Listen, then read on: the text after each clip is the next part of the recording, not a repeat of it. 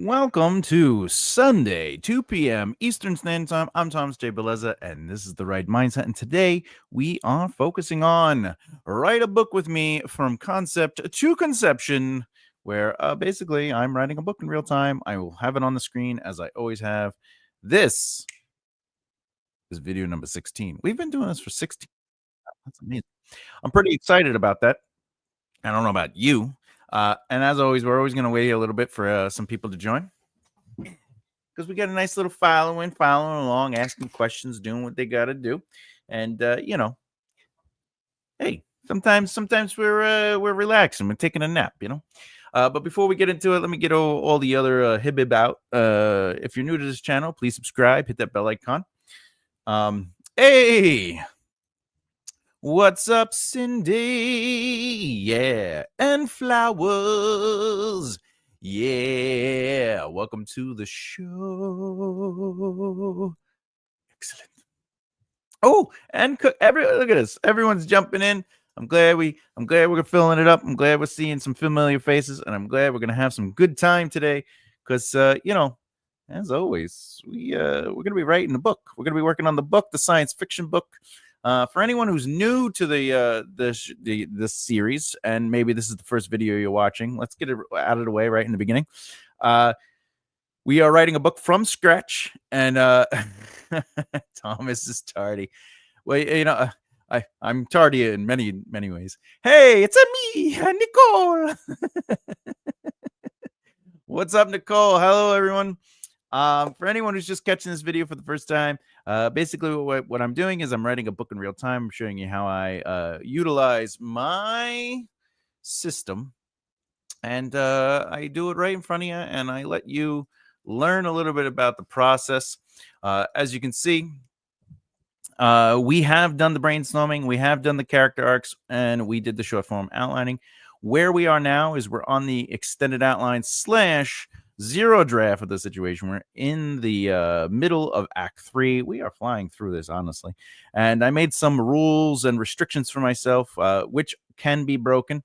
It's to show you that outlining isn't rigid. It's just a part of the process. And I like to start where every plot point is a chapter. And then from there, as I build and expand the chapters, I will make more than 1 or 2 chapters. It's okay to change things up. That's the whole point of this. What we got here? Good, you said it like that, or else the joke would have been missing. Hey, as a Mario fan, it's me, a Mario. Right. I love that you wrote it that way too. It's me, Nicole. So as the story goes, we are flying through I know it looks like a lot. Some of these things we're not going to do, obviously, because beta readers, alpha readers, all this other stuff. I'm not going to take a break for 2 weeks. We're gonna skip some of these steps as we always do. But more importantly, we are on the extended outline. So let's get right into it. We got some people here. Let's see where we're at. We did 1, 2, 3. Right, plot point 3. What else did we do? We did it all. I'm just checking something. 1 second. Uno momento, por favor. Yeah. All right. Boop. Okay. Boop. There you go to save the day. All right. Yeah. So we did tree, which is the reaction to the inciting incident. Then 4 is basically a reflection on the long-term impact of what happened with the inciting incident. 5, plot point 5 is basically the protagonist not only decides to take action, but they take action to solve the problem of the inciting incident. 5 is the immediate consequences because they took that action. And then the last 3 beats of Act 1 would be ultimately because of the consequences they are put into a life-changing experience. And, ultimately they have pressure and stress. 7 is there's a twist. Oh no, 7 is the long-term impact.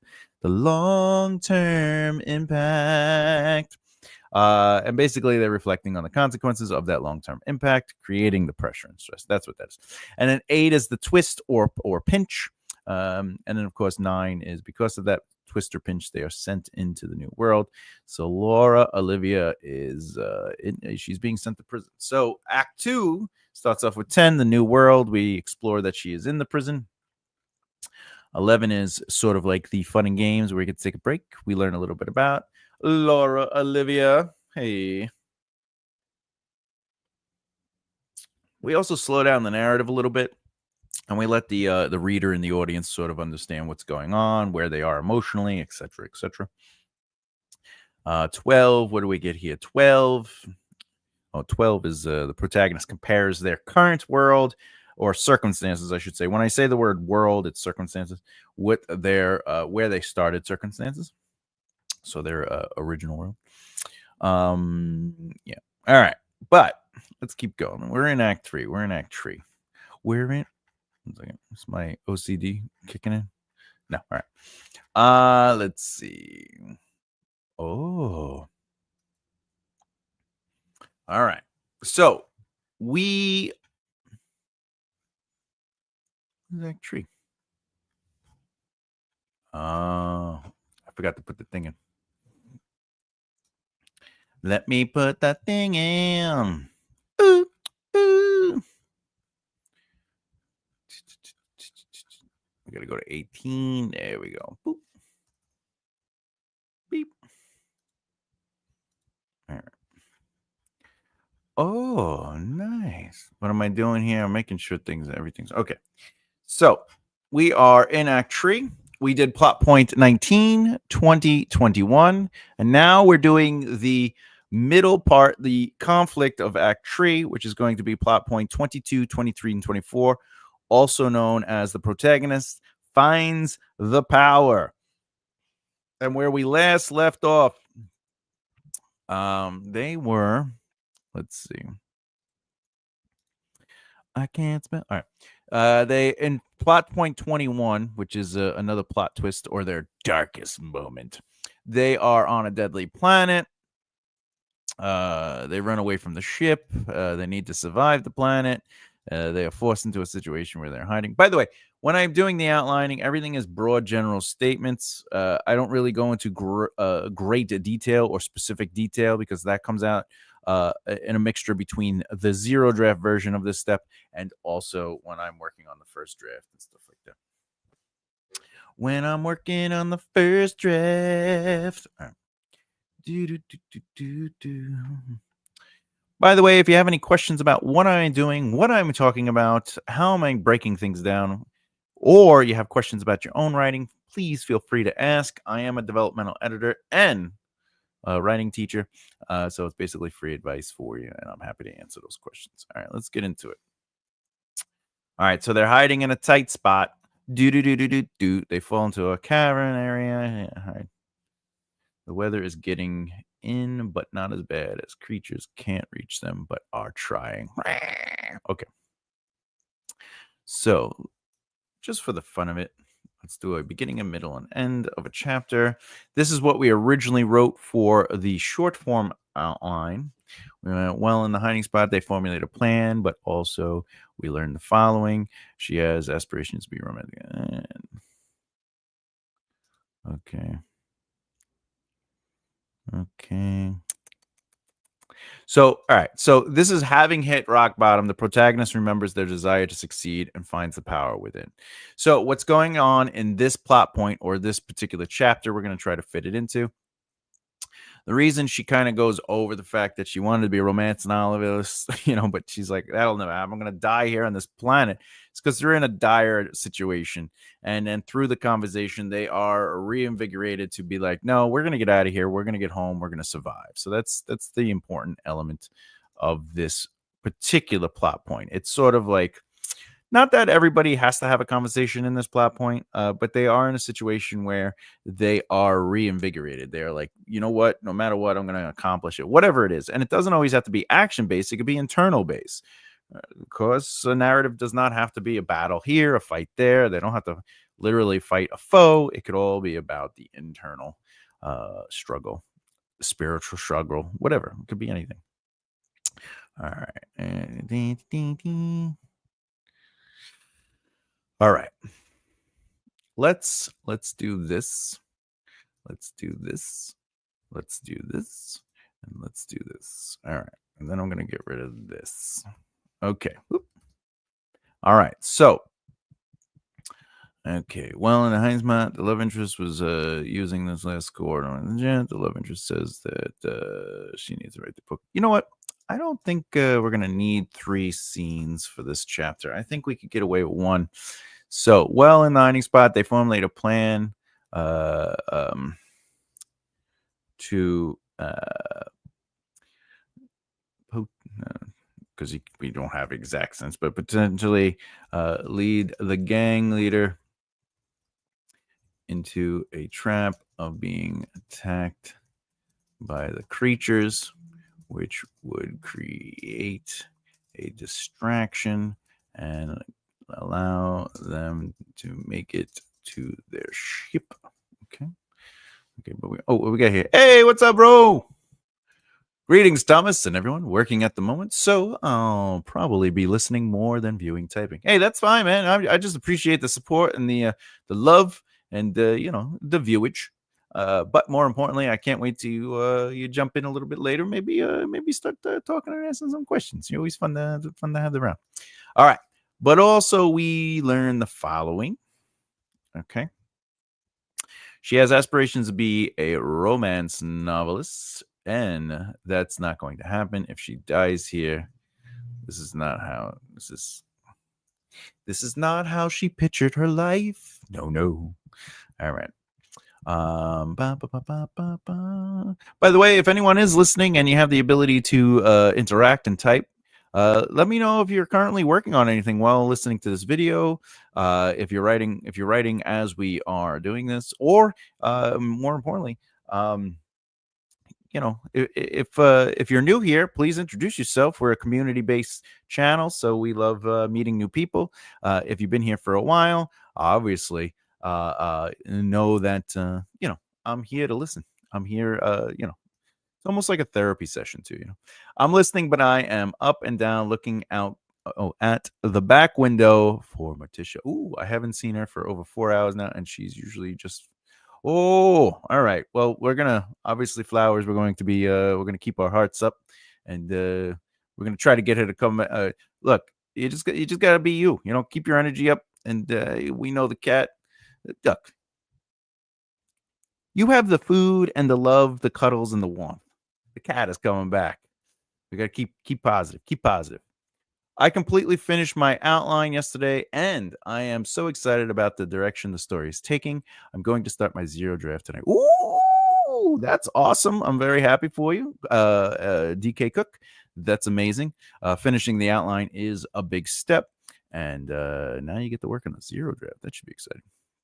Still, ideas is the plot change so I can redeem one of my characters. Oh, yeah, okay, pre-alloc thing. Yeah, you gotta get those characters to redeem themselves. Miss Morticia better come home and stop worrying you. Yes, absolutely. All right. Okay. All right. Let's see. Where are we?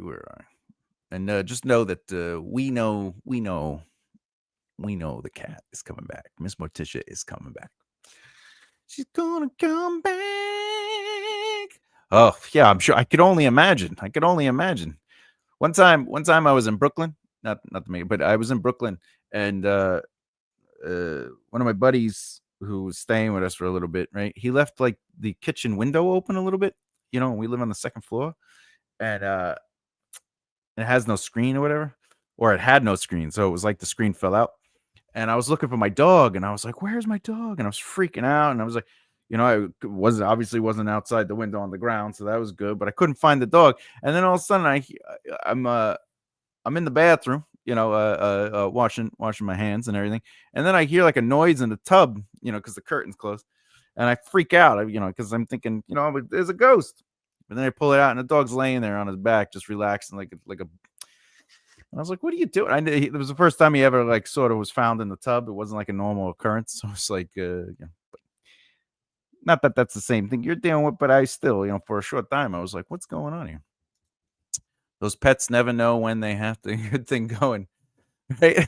That's true. Sometimes the animals are like, "Hey." All right, let's see. All right.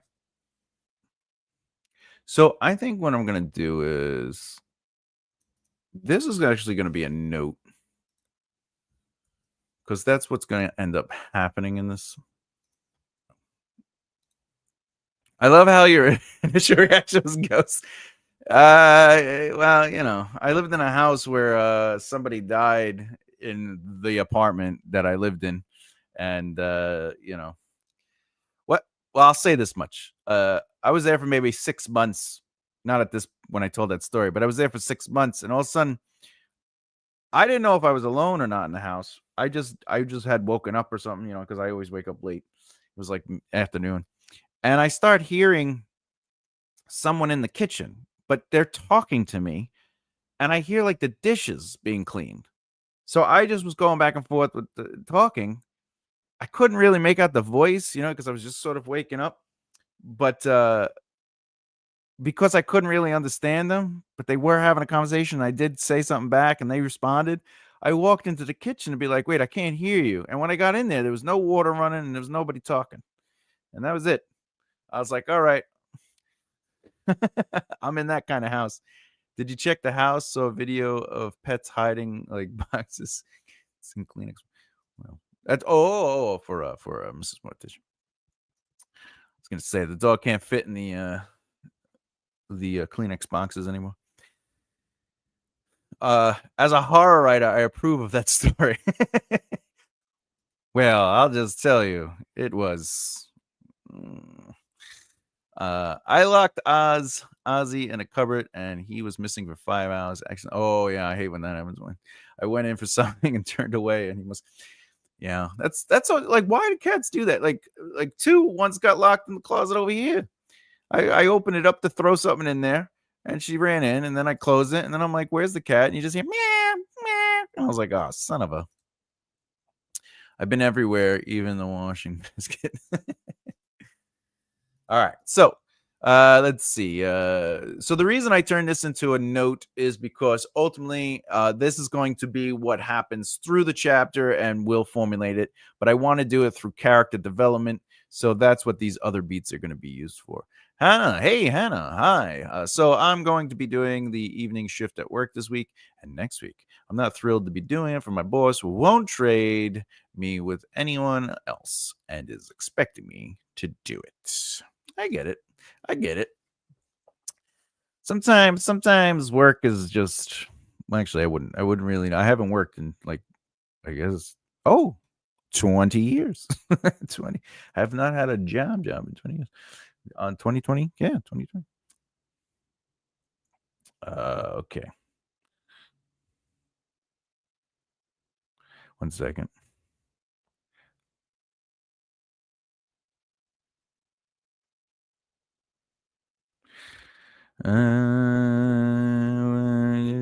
Dude.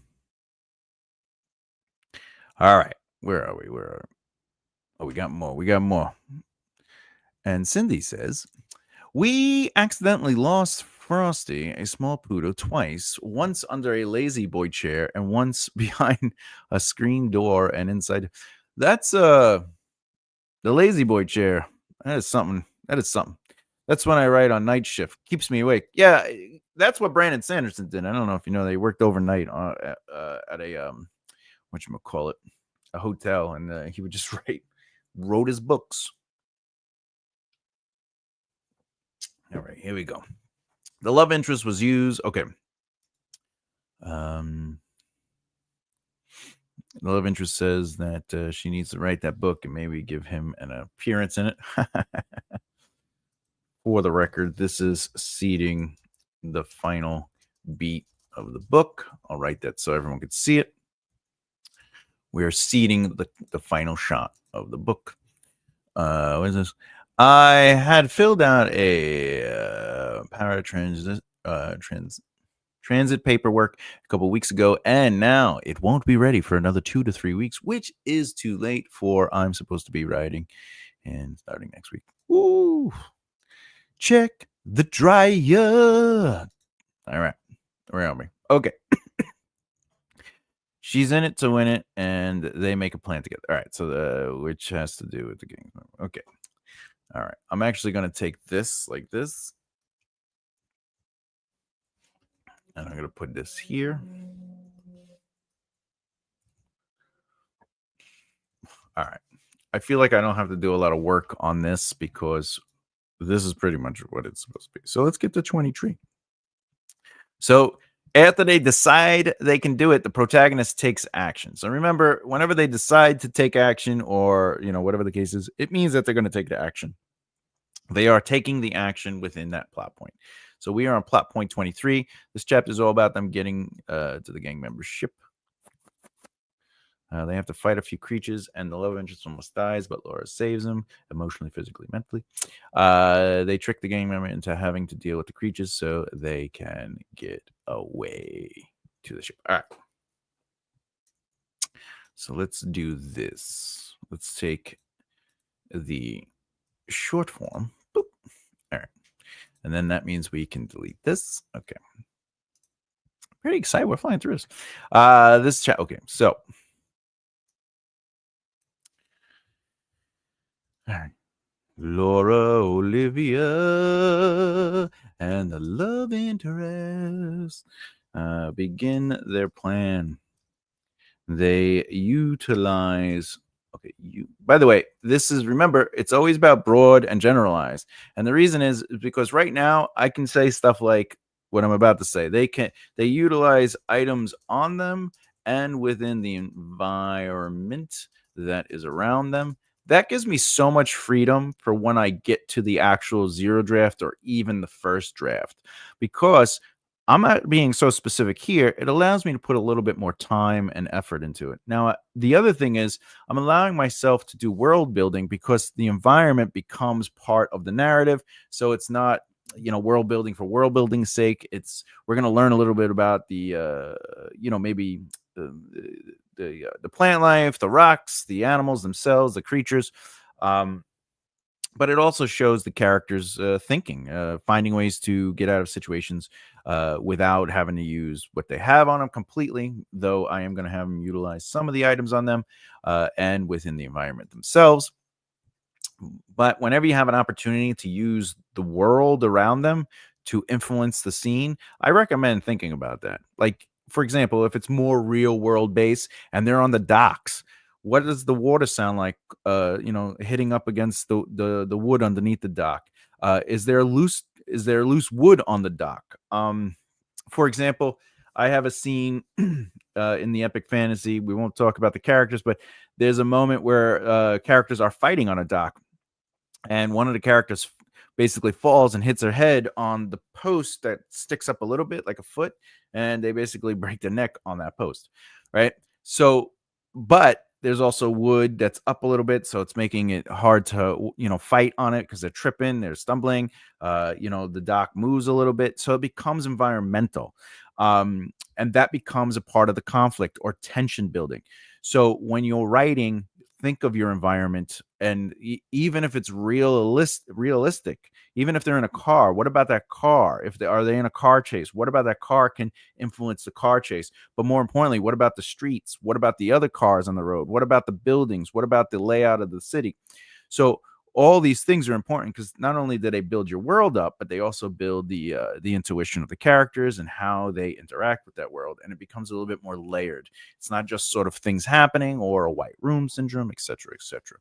So you want to think about those things. You want to think about those things. The more you know. Okay. All right. Where are we? Laura, in the beginning, they utilize items on them and within the environment that is around them. Also, if you notice, I didn't come up with the plan. So where they come up with the plan, I didn't formulate it because I'm going to put a little bit more time into that. But I know that they are going to formulate a plan. But the other reason I didn't do that is because the chapter before that, when they're like running around the planet, this is where I'm going to start developing the creatures a little bit more, like with the zero draft or maybe even the first draft where I expand on it.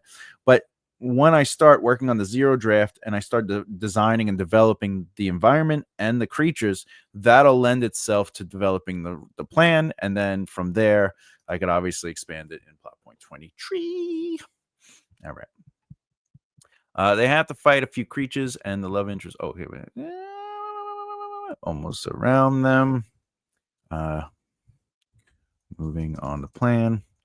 The first beat of the scene is that they accomplish their task to get out of the cavern, causing the gang member and the creatures to follow them.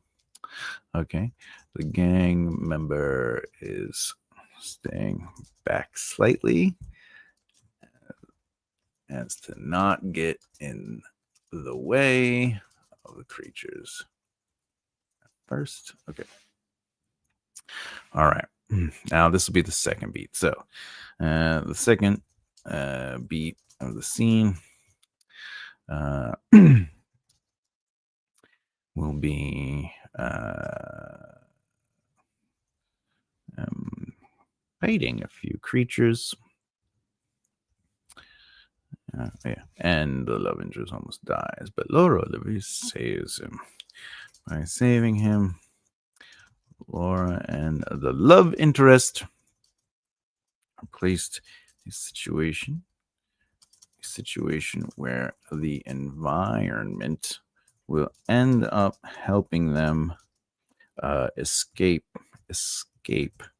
placing them in greater danger away from the creatures at first. All right, but they have to work through the new situation to get to safety. All right. Okay. And then the fourth beat in the scene will be them.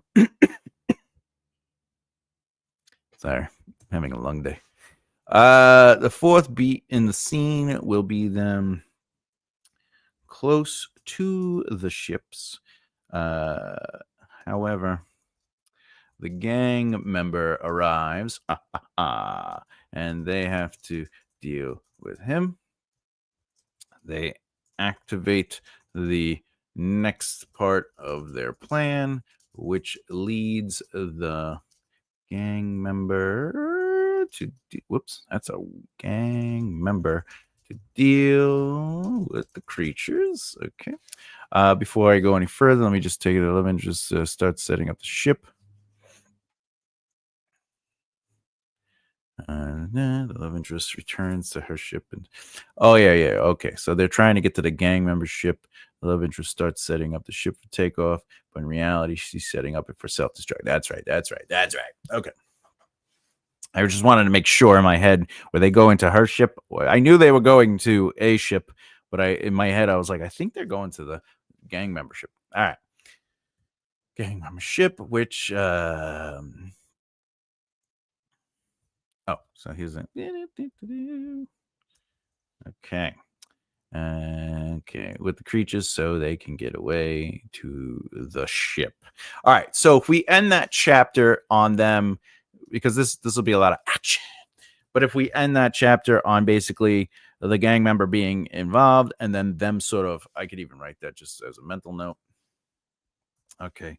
The chapter ends with the gang member dealing with the creatures and Laura and the love interest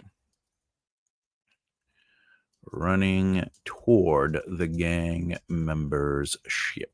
All right, so that would be how the and that's a nice transition because then we could just go into the ship. All right.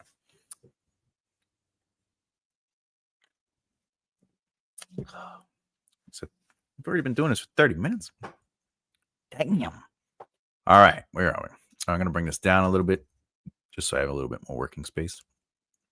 They reach the gang membership. The love interest starts setting up the ship for takeoff, but in reality, okay. Love interest and Laura. Laura. Oh, wait, no, that's right. Okay. The love interest, but in reality, he's setting it up. Laura is in her ship trying to get. Okay. All right. So that's going to change a couple things. The creature and Laura toward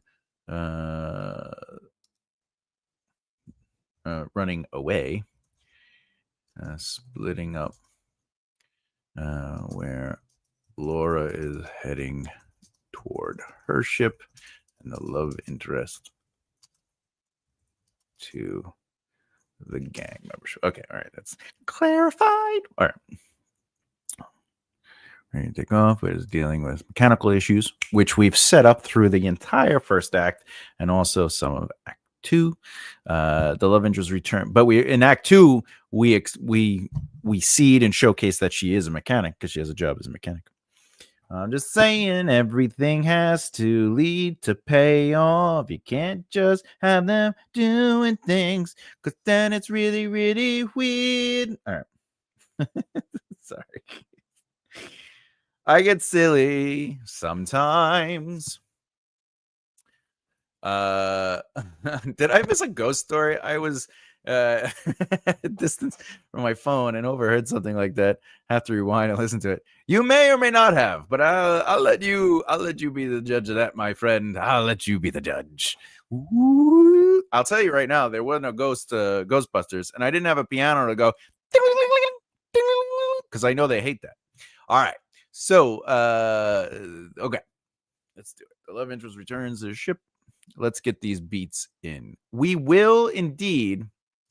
All right. So here's something where it's a nice little something to teach. We're going to be in one chapter. Okay. We're going to have some hard chapter breaks. Hard chapter breaks. Okay. You know I know that you know I know that you know. All right. And then we most likely will have to do a third.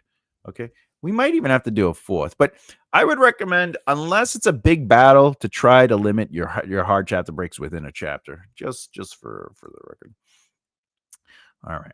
Now, as you can see, this plot point 24 is the convergence and power within lead to the final battle. So ultimately, all the loose ends and subplots should be finished and cleaned up by this 24th plot point. They don't necessarily have to be.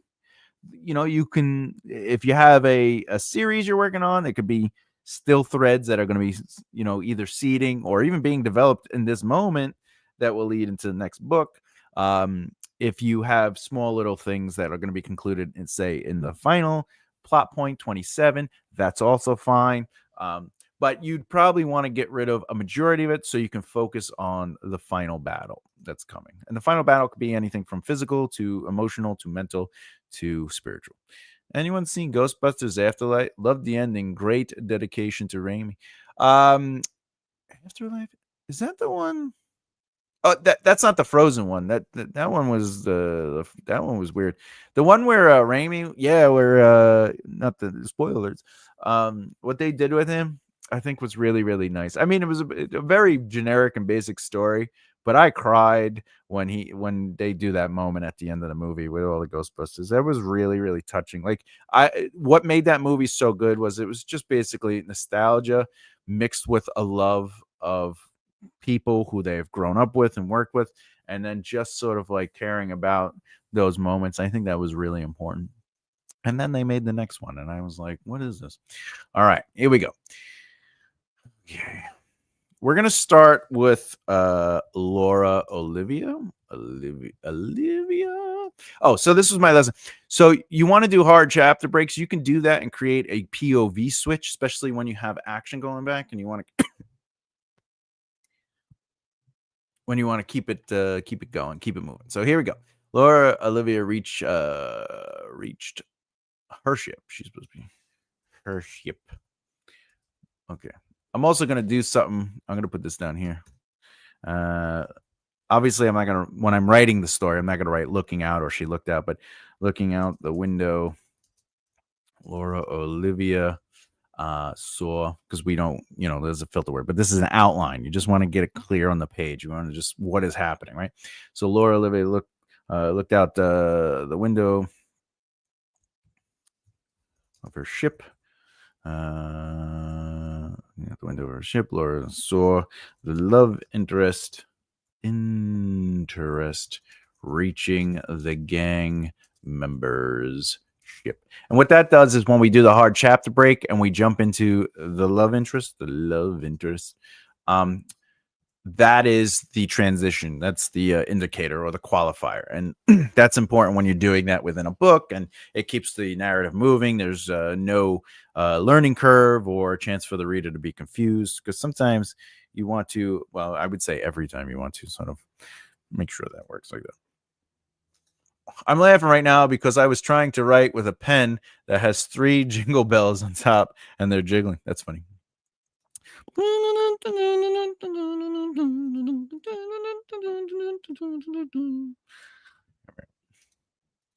This is going to be this. I'm going to just put this here for now, because we're going to move some of the scene stuff around. Let's see. The love interest returns. Okay, so this is different. This will be here. Let's just put this like this. Okay. All right. So the reason I did this is because B, there's probably going to be another beat, but love interest is taken care of. And then the love interest returns to her ship, and she says, oh, and Laura, Olivia says we need to take him. And he says it won't be fast enough for them to get away.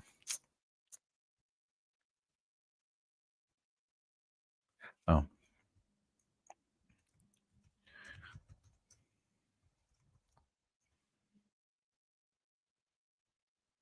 Oh, take him out.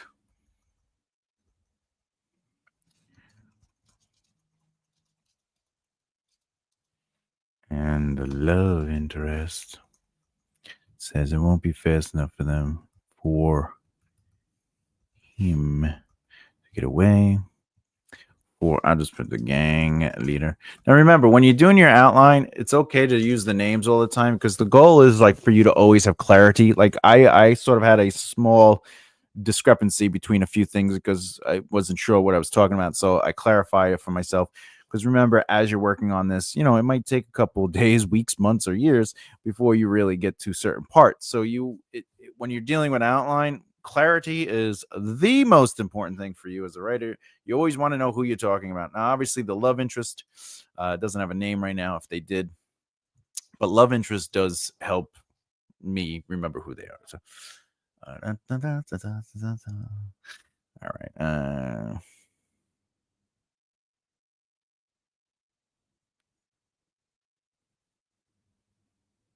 That's actually funny. Told you it's not that fast. Okay. That's gonna happen down here though. What's that?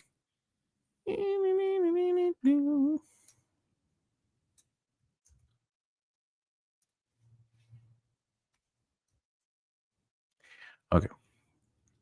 All right. Laura's in a ship trying to get through mechanical issues. The ship computer is telling her everything that is wrong, and Laura wants to know what's right. Or better yet, you have to do to fix it. Damn it. All right. Computer tells her that she needs to do XYZ. All right. Then we could do Laura, Olivia. Out the window. Or ship. Seeing the creatures and the gang member fighting. All right. And catches sight of the love interest. What's up, love interest? Flowers, if you're listening, we'd love an update on the kitty cat situation, and also your state of mind and heart, your heart and your calm and comfort. I hope you're doing all right out there. Just know, just because I'm working on writing, you are definitely still in my thoughts. All right. The love interest.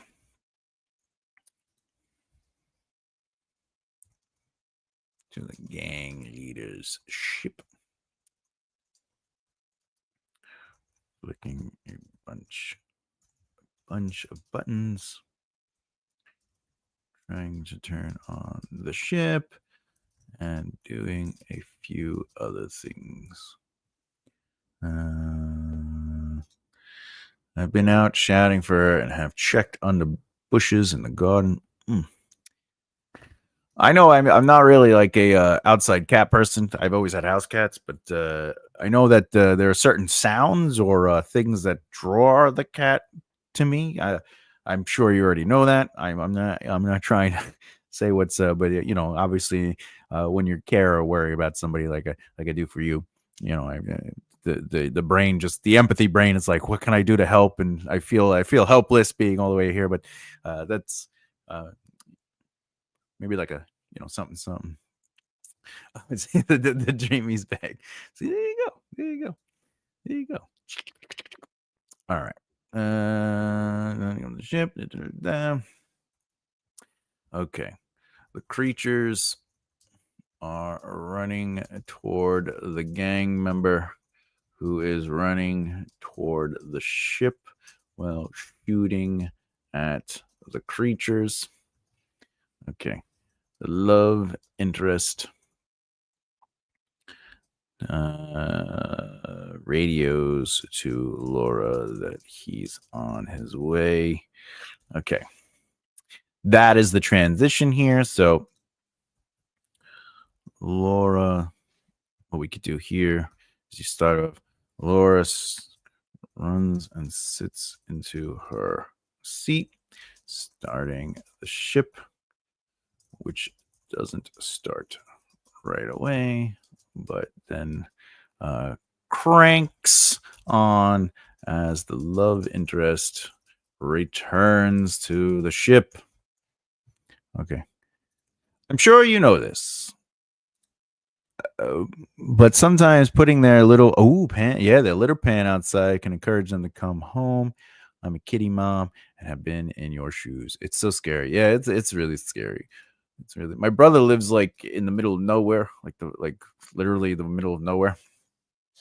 And you know, it's just, he has lots of land, but you know, he's literally but ultimately, you know, he had a cat and he had like a little door in the wall for the cat to go in and out of the house that way. And but it was like on the second floor because they also have bears. And he'd always hear the cats like running from bears and stuff like that. Not that you know, the cat was fine because it was smarter than the bears. But that's just, I was like, how do you have the cat outside like that? Yeah, there's bears. Yeah. She doesn't use it. Interesting enough, I also do not use a litter box. That's just what I want to know. She goes outside to do the poo-poos. Trust me, flowers, you are welcome, and we are thinking of you. She will be toaming with the boys in the allotment. All right. Okay, let's see. Why are my eyes hurting? I really don't want to wear glasses. All right, let's see.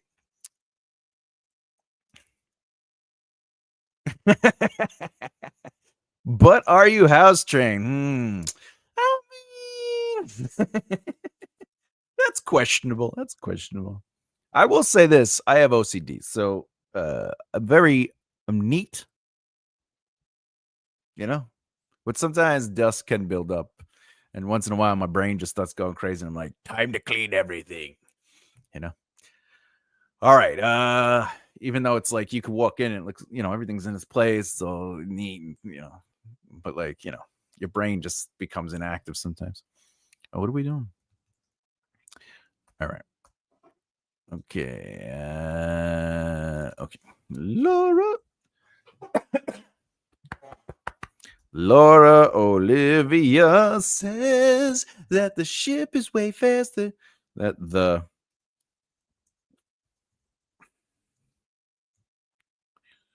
as he should. That love interest should have taken the ship too, leaving the gang leader There. Okay. The love interest. What's the joke?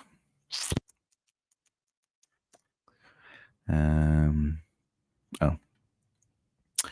Love interest says it's not that fast for ship.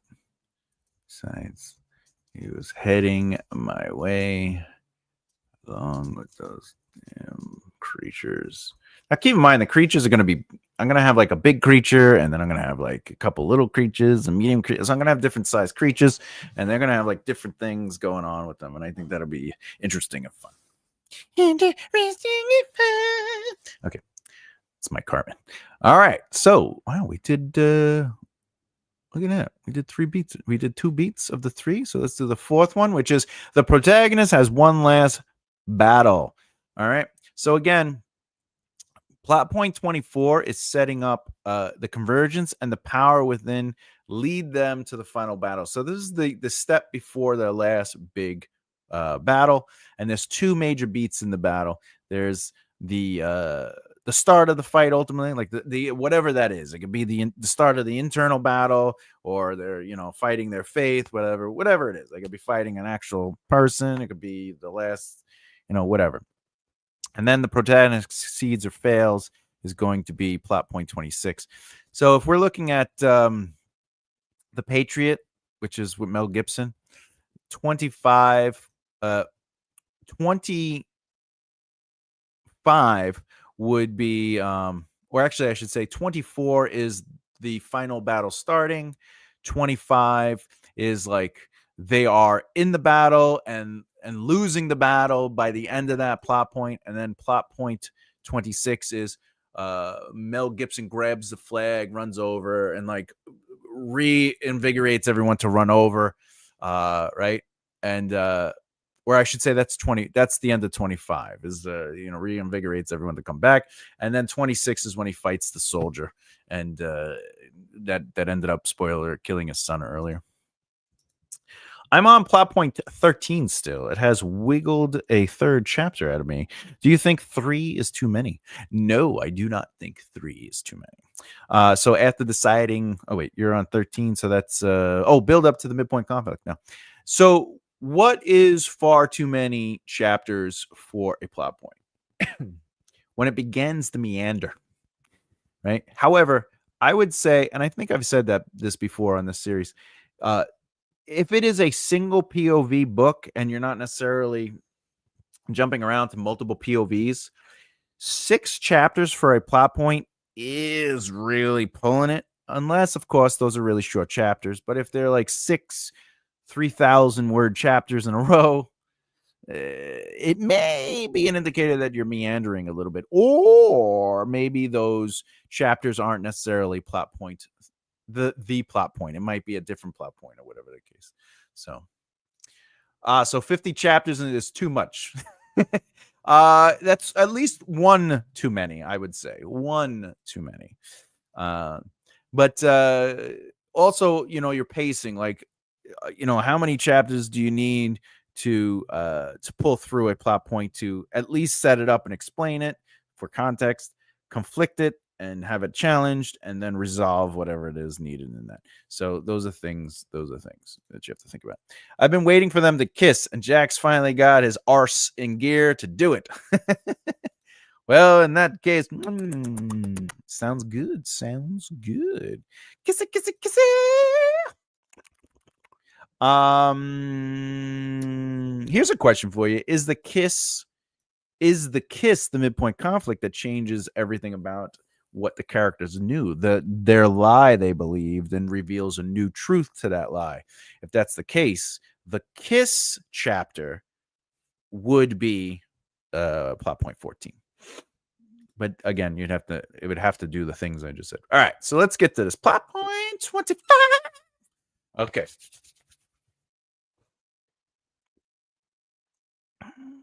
All right, let's do this. I'm probably not going to need 3 of these, but let's see. Let me do this, and then I can get rid of this. This is the protagonist has one last battle. All right. Getting away from the rival gang. Okay. Laura flies her ship out of off the planet. And the gang leader isn't too far behind them. All right. Or I should actually, what I should do is off the planet, reaching the outer space area. Okay. The gang. Oh, okay. So then it's Laura and the love interest feel like they made it. And there are no hyperspace elements around this planet since it's a dangerous one. I can spell. All right. Let's see. All right. Okay. I'm staying the course. The gang leader shows up.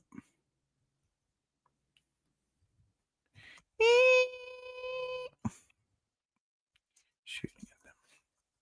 All right. Okay. All right. Laura gets the ship start. Oh, wait, we already did it. And running.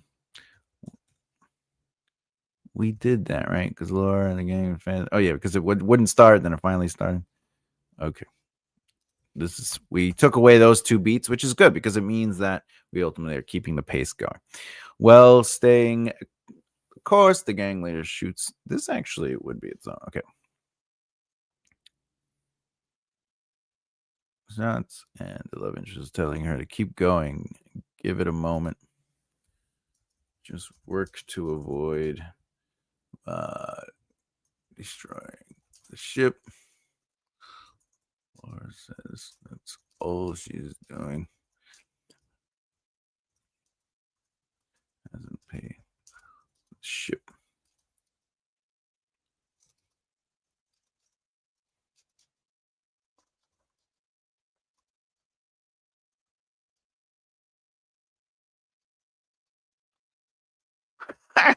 Okay. Hey, what's up? Back. Had to step away. We always have to step away. And then we come back when we have some fun. All right. All right. The gang leader.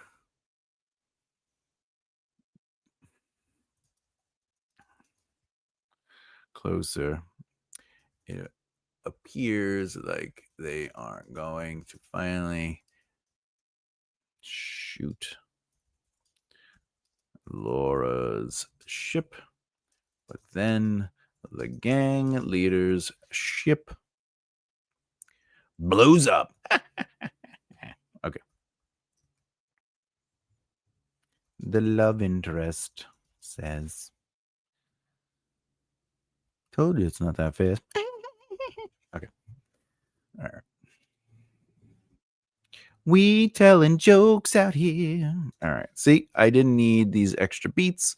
And remember, not every plot point is going to need more, because the setup, like even like for example, this one is a setup, beginning and middle. So the setup is it's their situation. Well, it's they begin their plan. So the setup is they start their plan. Then the conflict is that they're dealing with trying to, fight the monsters off, but they end up falling into a different area. So they're safe from the creatures, but then the environment is dangerous. So then they have to resolve that with the 4th one, right? And then we sort of do a transition beat, which is they're running to the ship. So even though there's no hard chapter breaks or soft chapter breaks, the movement of the chapter still has a beginning, a middle, and end. Remember, every act, every chapter, every character arc, every scene needs a beginning, middle, and end. You need to set up the scene for context so you can challenge it in the conflict, and then you need to resolve that conflict. Not enough where it resolves the story until the very end, but enough to resolve what conflict was presented, or some element of that conflict that was presented, moving, creating forward momentum to the next point, which they have to solve a new problem. This works in love stories, adventures, fantasy, romance, I already said that, thrillers, everything. Everything needs, because the setup allows the reader to understand what will be challenged. Then when you challenge it, you have the context to push against it, and then you need to resolve things to create forward momentum. So that's important. But with that said, this plot point or potential chapter works as a single chapter. Now, in this moment, I have 3 beats which create 3 separate scenes. We have the starting scene, and then we have 2 hard chapter breaks. Now, a couple things might happen here, especially for anyone who's listening for the first time. As I'm working on the 0 draft, it might make one of these chapter breaks into its own chapter. So it depends how thick it is. And why the reason I do that is because when it comes to pacing, which is the speed at which information is presented to the reader, if a single chapter has too much information, it might make it so we can't sit with certain big events, right? So, for example, let's ignore this story and just talk about just a made-up idea, just for simplification. If a chapter is 3 scenes, and the first scene is, say, somebody is, I don't know, driving the garbage truck down the road, and they're starting their shift, right? They're starting their shift as a garbage truck person. Okay. And it's, we're meeting the buddies, they're jumping on the back of the truck and the truck takes off. The second scene, still within that logical narrative movement of that chapter and its purpose, creates the second scene, which is ultimately the conflict of the chapter, which is maybe the truck breaks down. Okay. So while they're out in delivery, the truck breaks down and they have to try to fix the truck or they call in for a mechanic. So but while they're waiting, people come over and they start messing with them. Maybe they're in a bad neighborhood and, whatever. They start getting bullied and teased. Maybe they're complaining about like the garbage. You guys are always late with the garbage. All right. And then the resolution is the mechanics show up and they're able to get out of the situation. So yeah, Men at Work. That movie's amazing, by the way. I love the artist. They're like the guy who's like evaluating him. He's like from Vietnam. Well, he fought in Vietnam. Yeah, Charlie and Amelia. And he's drawing this really beautiful picture. I know this is a tangent. And then he moves his hand and it's like war stuff. It's like a helicopter shooting and stuff. Anyway, all right. So that's the setup. You got going out to work as a garbage man. The garbage truck breaks down and then like they're in a bad neighborhood. So people start complaining about the garbage. And then the mechanic truck shows up. That's a pretty simple chapter. That has a clear beginning, middle, and end. Each of those scenes should have a beginning, middle, and end. But more importantly, the pacing with that would probably work out. What would be an example of that having to be broke up? Well, if that second scene with the conflict of people coming in is if they were it was bigger than a confrontation of argument and turned into violence, because now you're getting more information. Is more your brain is being stimulated more as a reader. It's high impact, right? So the pacing would feel overwhelming if after a big fight and people getting hurt and beat up and maybe somebody like breaks an arm and whatever, and then the mechanic shows up and now you have to do the whole mechanic scene where they're like, hey, let's get the truck pulled up, right? So you would have to be like, all right, at the end of that fight, the resolution is that the fight ends, just naturally, like no one can fight anymore. They're exhausted. And then the next chapter could be the mechanic showing up, creating a new setup, because you now have changed the narrative. And that's what happens when you're working on a story is you realize, oh, wait a minute, I have created a natural resolution. So the new chapter where the mechanic shows up, you have to set it up. They notice there are people on the ground beat up, hurt. There's blood everywhere. One guy's arm is broken and the truck is broke. So that's the setup. And that becomes the context. So now the conflict in that situation is that they're in a bad situation. So they call the cops. They're trying to get their friends into the mechanic truck. They're going to leave the garbage truck and then they get out of there. And that's its own chapter, right? So that's the importance of looking at pacing It's the amount of information that's presented to the reader. So if you overwhelm them with too much stimuli, right? The first example is good because it's just very straightforward. We're setting up, we're conflicting, and then like the truck shows up. And the second one, there's just so much going on in that second scene that it itself becomes the conflict and resolution. And you need to allow that chapter to end so the reader can take a break and be like, all right, that was a big fight. Somebody's arm literally got broke, all this other stuff, right? But it also gives you a chance to start a new chapter. And by the way, the reader could come back. They were like, all right, I need a break from that. I need to absorb that. And then they come back. And the first chapter starts with the mechanic truck driving up to the fight, the results of the fight. And that is like a reset, right? It creates a pattern interrupt, and it helps you sort of reconnect to this narrative, and it keeps it moving forward. So that's, I hope that made sense. I'm just trying to give some clarity to like chapter lengths and stuff like that. I was sort of almost touching on the 50 chapters and stuff like that.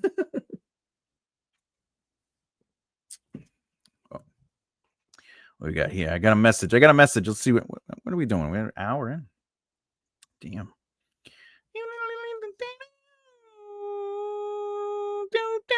All right.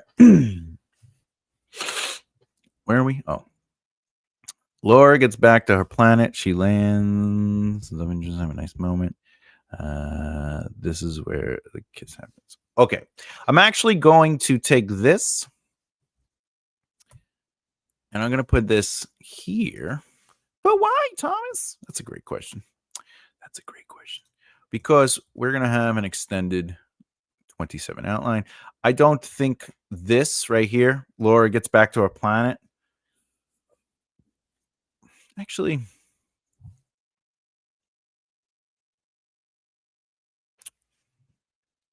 you know what? I think it does. Because this is the final battle. Because her main goal, if we look back at her main goal, golf clap. Her main goal is to get home. So this would be her final battle, right? So what we're going to do is we are going to ultimately, we are going to create some scenes here. So I might end up having to do that, but we'll see. All right. Laura gets back to her planet. Her ship is giving her issues. Okay. Actually, you know what I should do? Here we go. All right. Because they have to find the hyper thing. So Laura and the love interest get her ship to a hyper device near the planet. What was I gonna have to I just gotta read something real quick. Me.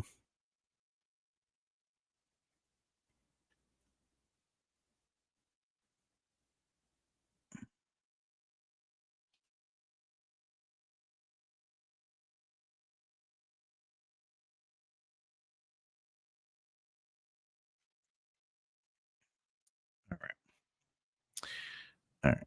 Love interest to get back to interest to get to her ship.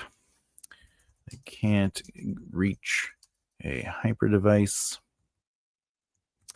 And might not make it. Okay. They just place it into soft travel where they can go into hyper sleep, and the ship moves itself through space. Actually, we're not going to do that. That's too crazy. All right. I know what I'm going to do. We're going to do something crazy. So they need to find a wormhole. We're going to change that. Change name of this. All right. Which means we're going to have to seed this earlier. Okay. Wormhole. that will help them move through a great deal of space. All right. So I am going to have to go back and add some wormhole stuff into the story. All right. And we're going to have to change the name of this and seed this in earlier scenes, explaining how it's dangerous and could destroy the ship and rip. Okay.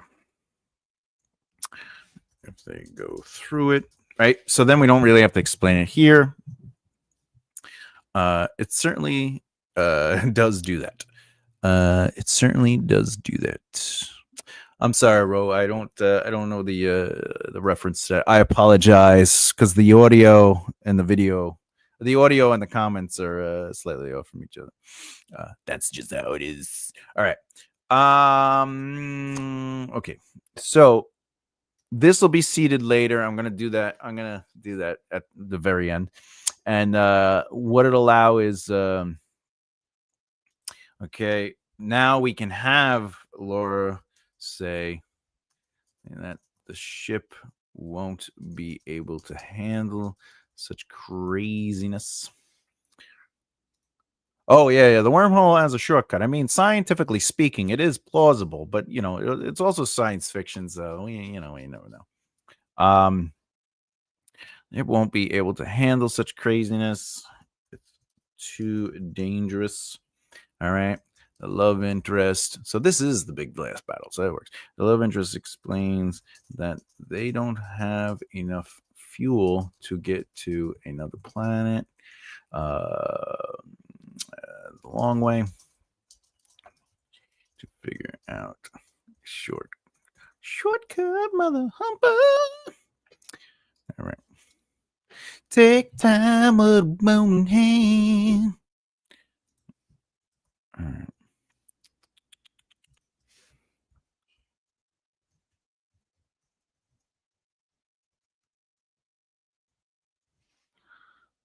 All right. So this part actually, this could go down here because this is sort of like a resolution. So I'm going to make that right there. All right.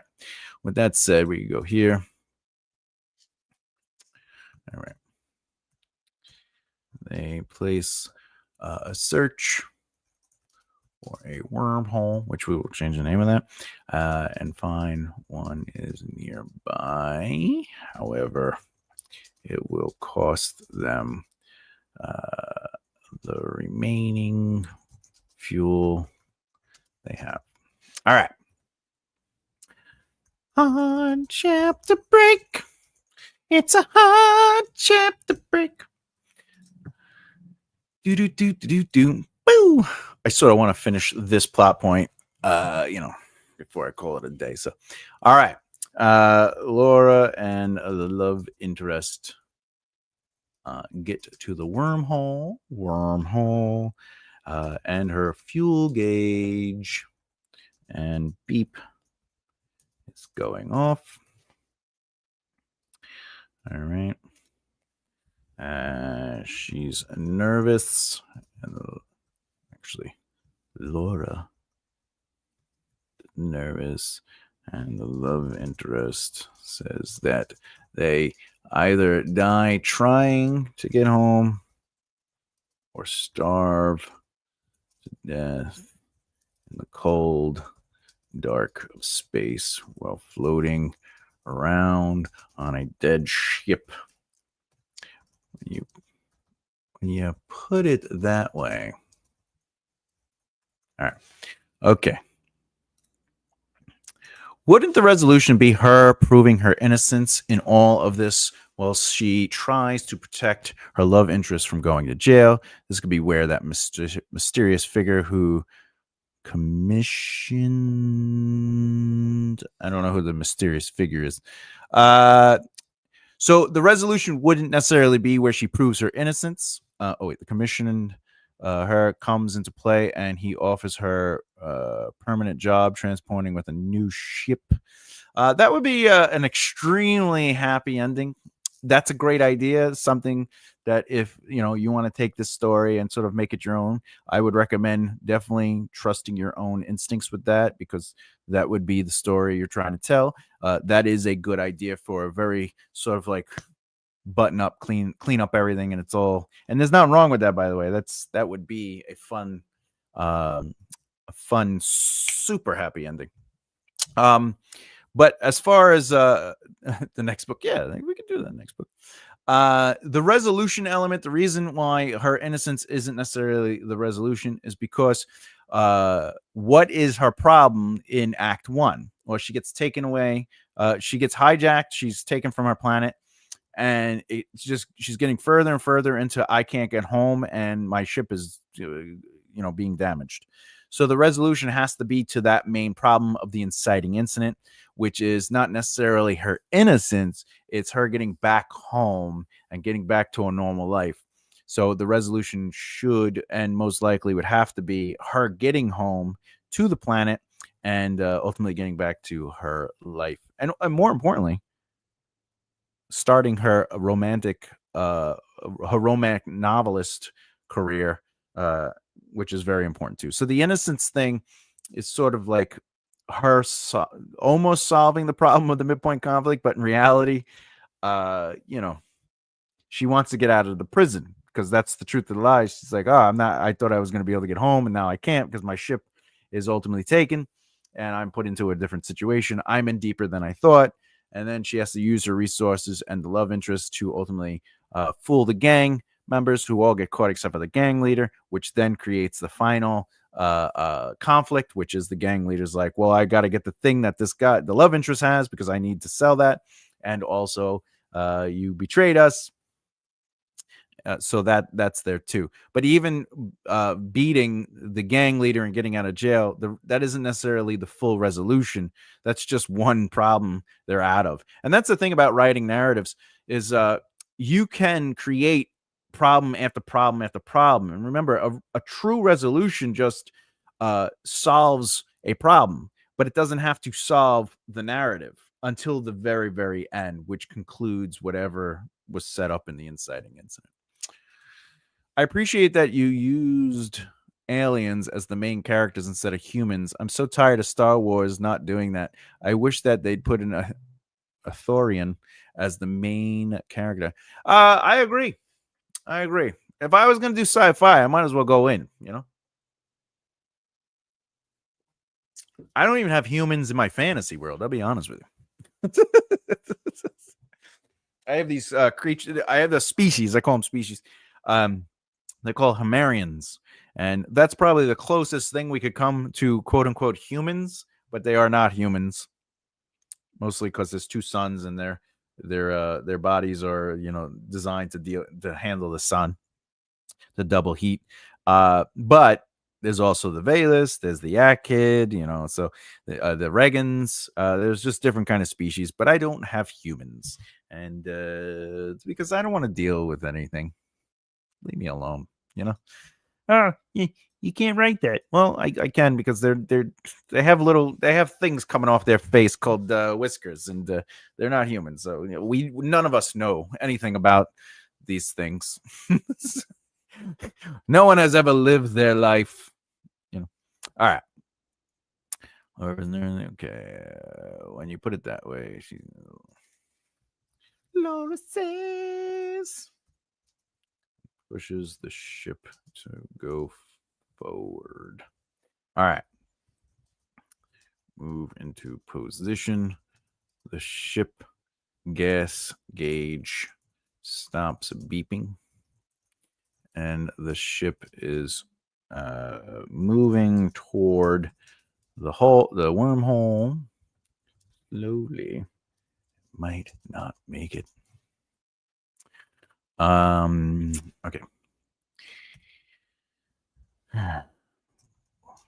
Comes up with an idea. Running to the back of the ship. I'll have to seed this too. I will have to seed this as well. Okay. And by the way, that's part of the writing. The outline is as you come up with things and you find solutions. to make them so they don't just come out of the blue, just write a note to yourself to go back and seed that and create the logical narrative results to it. It's like magic. If you have a character, be like, oh, you know what? Maybe they could do a spell here, and then they do the spell, and then you have to be like, well, I have to seed the reality. I think Stars did a good job in The Mandalorian. Yes, one character was human, but because he doesn't take his helmet off, you forget there there were so many poignant scenes between him and Grogu. Yeah, it's true. It's true.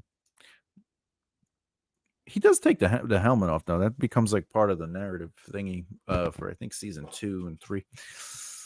He is the. Did you take your helmet off? Well, then you will have to go into the lakes of blood. All right. All right. There at the. Let's go. Let's go. There at the back of the ship, she sets up a compression explosion that she can send out the back of the ship to propel them forward enough to get caught in the gravity pull. How far do you have to be from a wormhole to be pulled into it? You would need to be at the mouth of the wormhole to enter it, not just be near it. Excellent. Wormholes are thought as tunnels through space-time that connect 2 different points in the universe. Nice. Okay. All right.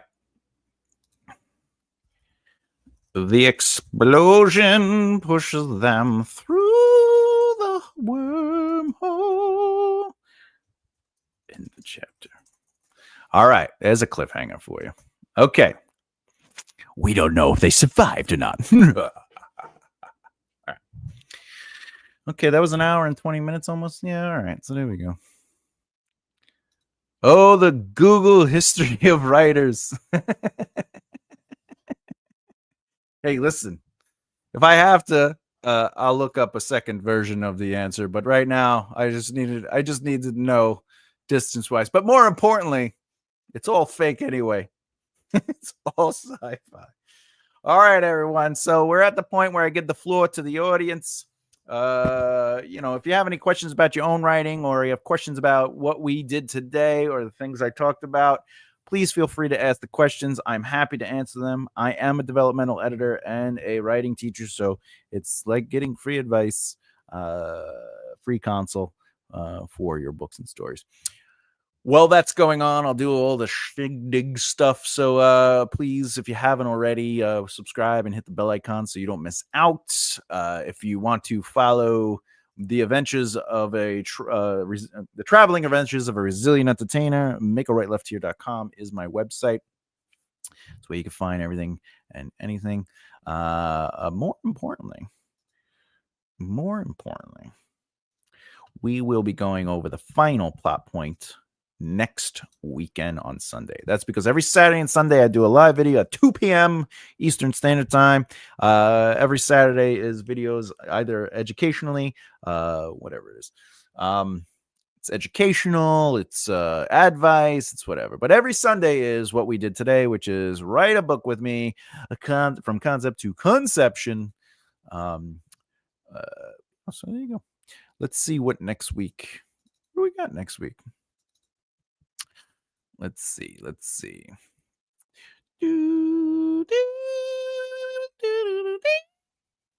Next week. What is today? It's the 27th already. Wow. This month is over. It's over. All right. Well, on the 30th, I won't be around because I have a doctor's appointment, but the video will play. It's pre-recorded.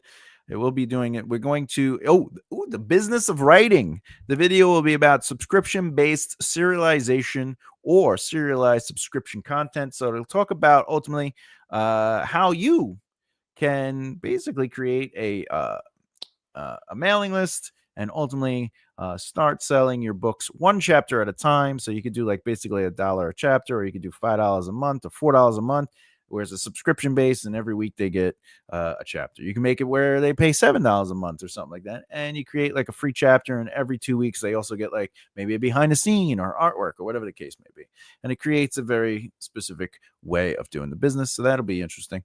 And then Friday, ooh, magic systems and the supernatural. It's all about world building, so that'll be a lot of fun. And then this is really exciting. Next Saturday is my 3-year anniversary on YouTube, so we'll be celebrating that. That's all that will be. It'll be celebrating the anniversary of this channel. 3 years old this channel will be.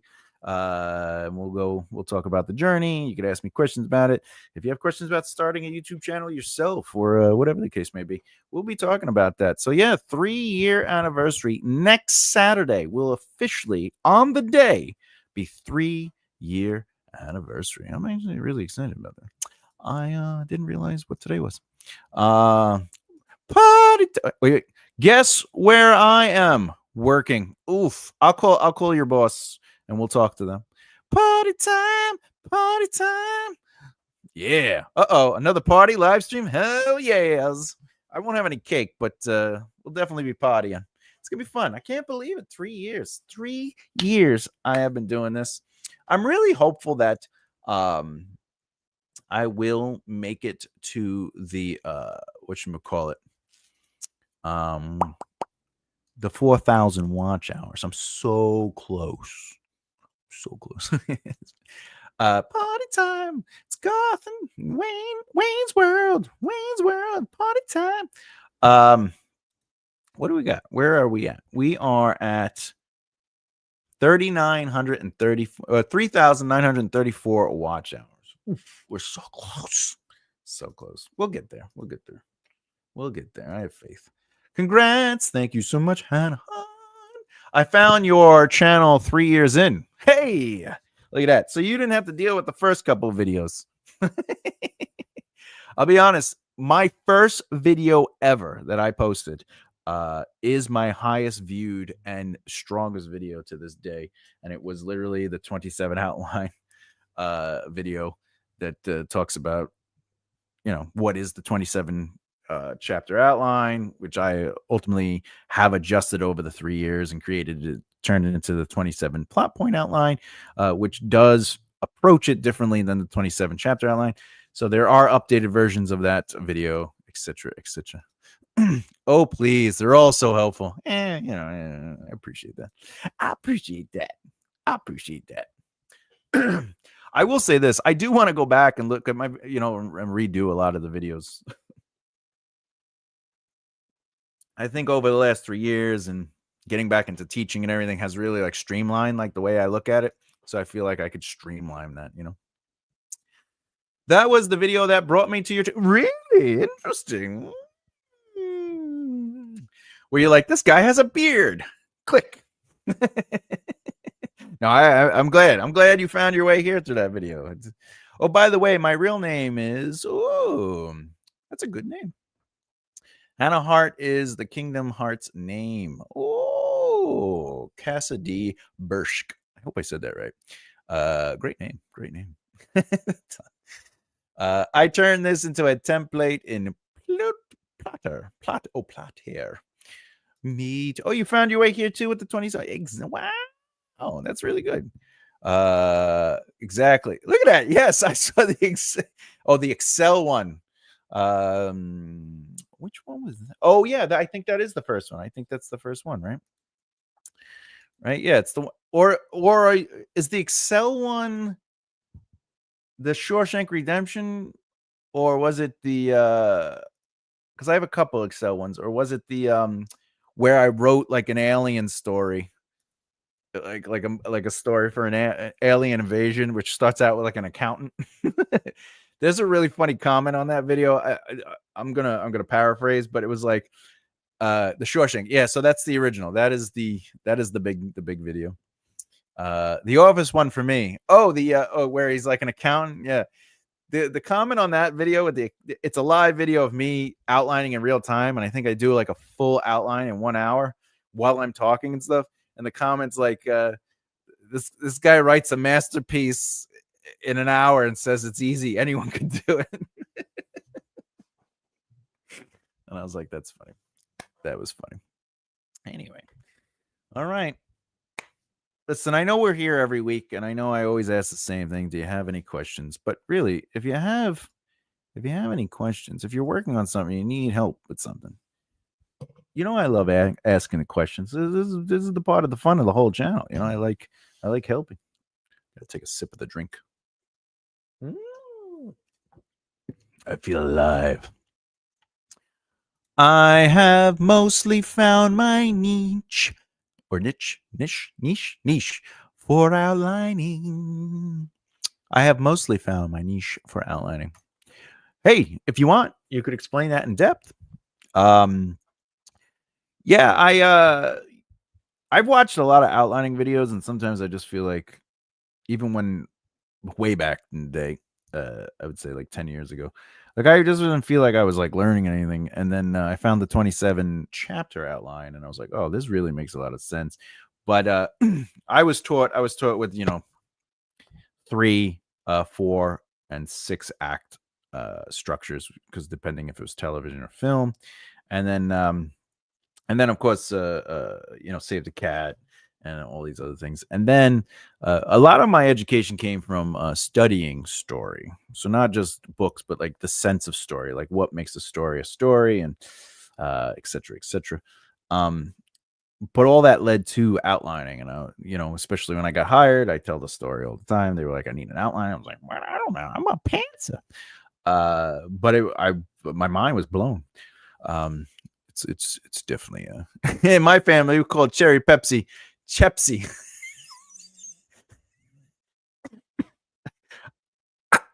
I'm wheezing. Chepsy.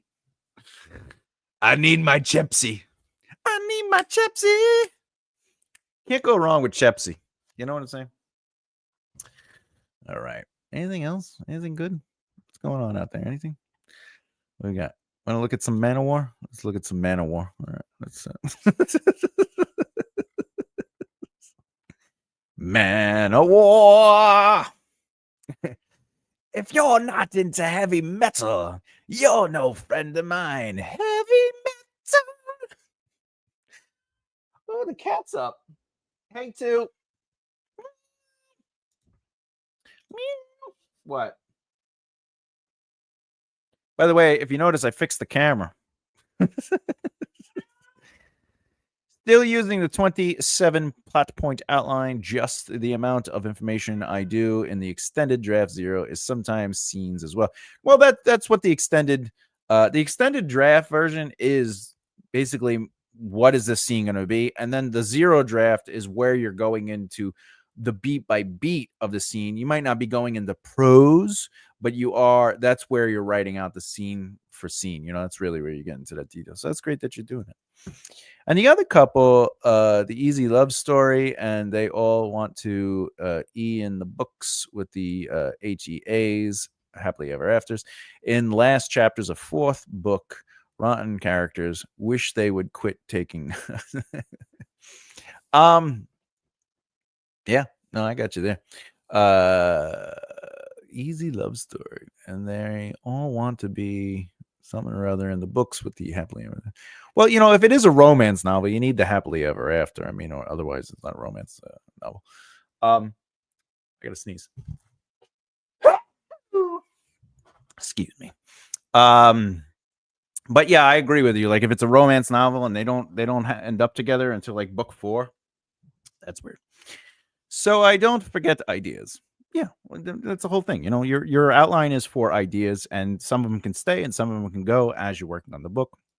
I even say they could go whenever you want. Manowar. Yeah, you can't go wrong with Manowar. I gotta sneeze again. That felt good. I feel good. Yeah. Oh, stretchy. All right. Yeah, so if anyone's watching, because there's 10 people viewing, I don't know if it's new people or whatever. If you have questions about writing, I'm here to answer any of the questions, either about the process of writing, dialogue, whatever you need. I'm here. If you have business questions about the publishing industry or writing industry or marketing or anything, you just let me know. That's also my area of expertise. Expertise. I'm actually kind of excited about next week, between the 3-year anniversary and also getting the story out. Can't believe we're gonna get the story out. Bless you, God bless the Jews. Thank you very much for the sneeze blessing. I also say cough bless you. When people cough, I go cough bless you. one time, I was walking in the streets of New York, of all places, Manhattan, and somebody sneezed, and I was like, "Oh, God bless you." And he's like, "I don't believe in God." And I was like, "Oh, Gesundheit." And he's like, "Ah, better." And I was like, "It's German for God bless you." And he was like, "What?" His whole mind was blown. And he's like, I go, "Well, wait till you find out it was because of people thought you were being possessed by demons when you sneezed." All right, people weird. So next week when we work on the 27th plot point, that's the last plot point. That's where we do the resolution. We get the goodbye with the love interest, and then we get the so she gets to go back home. We get the funny joke, and then ultimately she starts writing her and then what I'm gonna do, by the way, is I'm gonna go back through and I'm gonna sort of just skim read it, not really read every little detail. I'm gonna maybe connect some things, but ultimately next week it'll be all that, and I think the following week we will officially be on to the zero draft element of it, which I think is gonna be a lot of fun. I want to kind of so this organizing plot points and elements, let's be honest, we sort of kind of did that already. I think I'm up to chapter 4 of your book. That's amazing. Congratulations. You think you're up to chapter 4? Don't you make it the chapter or not? No. Imagine that, like you're on chapter 15. You're like, I think I'm on 4. We're gonna adjust what I found. So this is what we're gonna do next week. Before I do the zero draft, I'm actually going to just do this real quick. So I'm going to finish the extended outline. I'm going to sort of jump ahead where I organize the plot points. That'll be like reading through and just doing the seeding. Just because traditionally when I'm doing it on my own, I'll do a chapter forward, chapter back, chapter forward, 2 chapters back, chapter forward, 3 chapters back. And but I'm not going to do that with this. Come here. Yeah, who's your baby? So I would end up doing this to be a little bit more meticulous, but because I'm doing this in real time with everyone and I'm using it more as an educational thing, I'm going to sort of mix. I'm going to play with this. This part is going to probably take a little longer than it took us to do the extended outline, mostly because this is where we get into the nitty gritty of chapters. And we really start developing the chapter beats and rhythms. We might start creating dialogue here. It just won't be like pretty prose. Kitty back yet? Oh, yeah. Flowers. Is Kitty back? Dr. Howard. Dr. Fine. Dr. Howard. It's funny.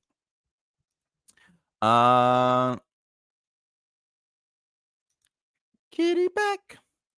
Kitty back. Flowers. Is Kitty back? What else? Oh, the alpha readers. When we get to this stage, just for the record, I'm just going to show you what I look for from alpha readers and the kind of questions I send to them. And then I'm also going to sort of go over what you should be looking for as a reader on your own works, or if you're working with another writer, because remember, it's about building community. You should be helping one another. You should be doing beta reading or alpha reading for one another. You should create writing groups so you can connect and help develop certain things together. Every great writer has a writing group. Even Brandon Sanderson, he has like 4 or 5 writer friends that are more or less at his level, and they all work together. They send each other chapters and stuff like that. Even though Brandon Sanderson also has beta readers, His alpha readers are peers, and that's what you should be doing. You should be building your, your not only along with your peers, but you should be building that group, because I'm telling you, being a writer is not an individual sport. It's more community than you may think. You need people, from editors to artists to fellow writers to whatever the case. If you're going to go traditionally, you need agents, you need publisher, you need a marketing people, you need a PR team. Oh, Tom, that's a lot of stuff. Yeah, well, we're talking bigger and bigger and bigger as you grow. But it's not an isolated sport, is what I'm saying. Anyway, so once I would get information from my alpha readers, I would go through and revise. But since I'm going to do the alpha reader element of the zero draft, I will be then revising after that. And then we get to start working on the prose. Pretty prose. Actually, I should just write the prose. Oh.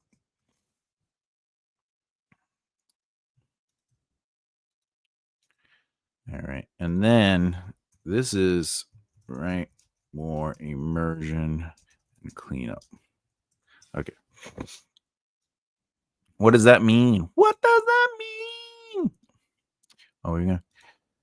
No, you missed my previous message about watching your vids has delayed my outlining. Oh, that happens. It happens. Let me see.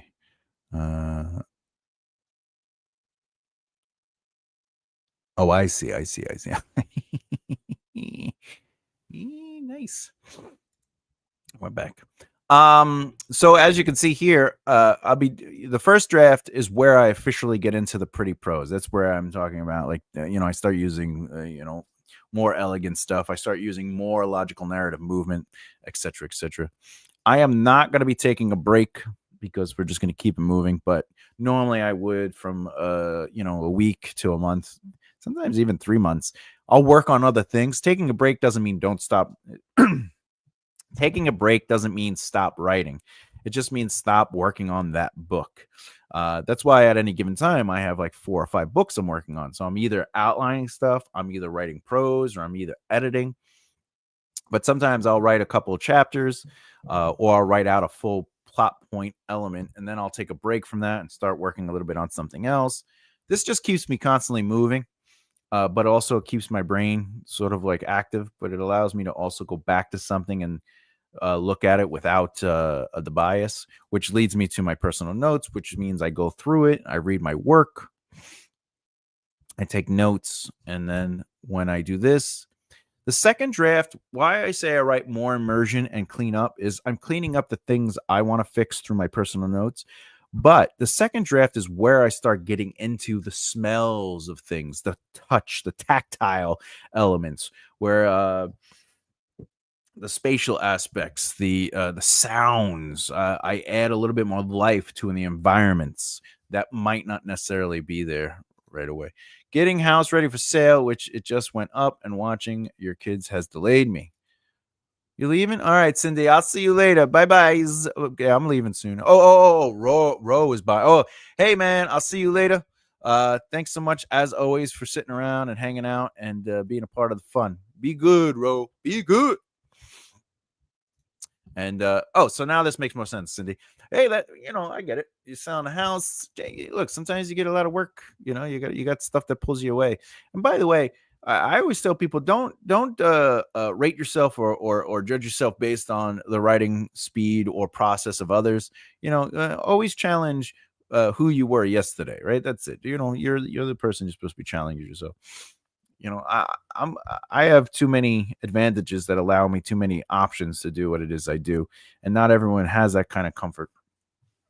So, you got to do what you do with what you got to do. But I always say, if you could do 15 minutes a day, even if it's just thinking about your story in isolation, in the sense, not isolation, like, again, it's not an isolated thing, but like where you put 15 minutes towards your story, that's more valuable than not. Even when I was learning guitar, every morning before school, I would just get up and fiddle faddle until I had to get on the bus. Then I'd come home and I'd fiddle faddle some more, and then I'd do my homework or eat. Let's be honest, I didn't always do my homework, but I did eat. So writing is the same way. You have to give yourself, just by touching it or looking at it, just even 15 minutes, it does something to you. It change your brain. Anyway, so after the second draft, I'm going to do the same thing I did with alpha, where I basically show you what you should do as an alpha reader, what you're looking for, but also the kind of questions you should be sending to people if they are your beta readers. And then from their answers, which will be really just us doing, I'll be doing that work myself. We will create a third draft. And then we do the big read.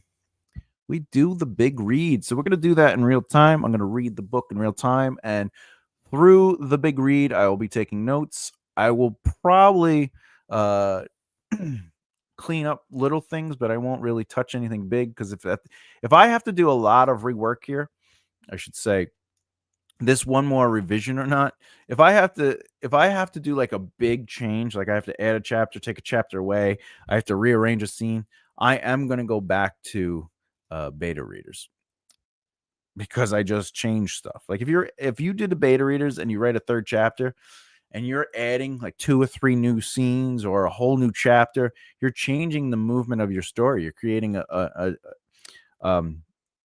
the pacing will be changed. Your story is evolving at that point. So I try not to do too many big changes by the third draft.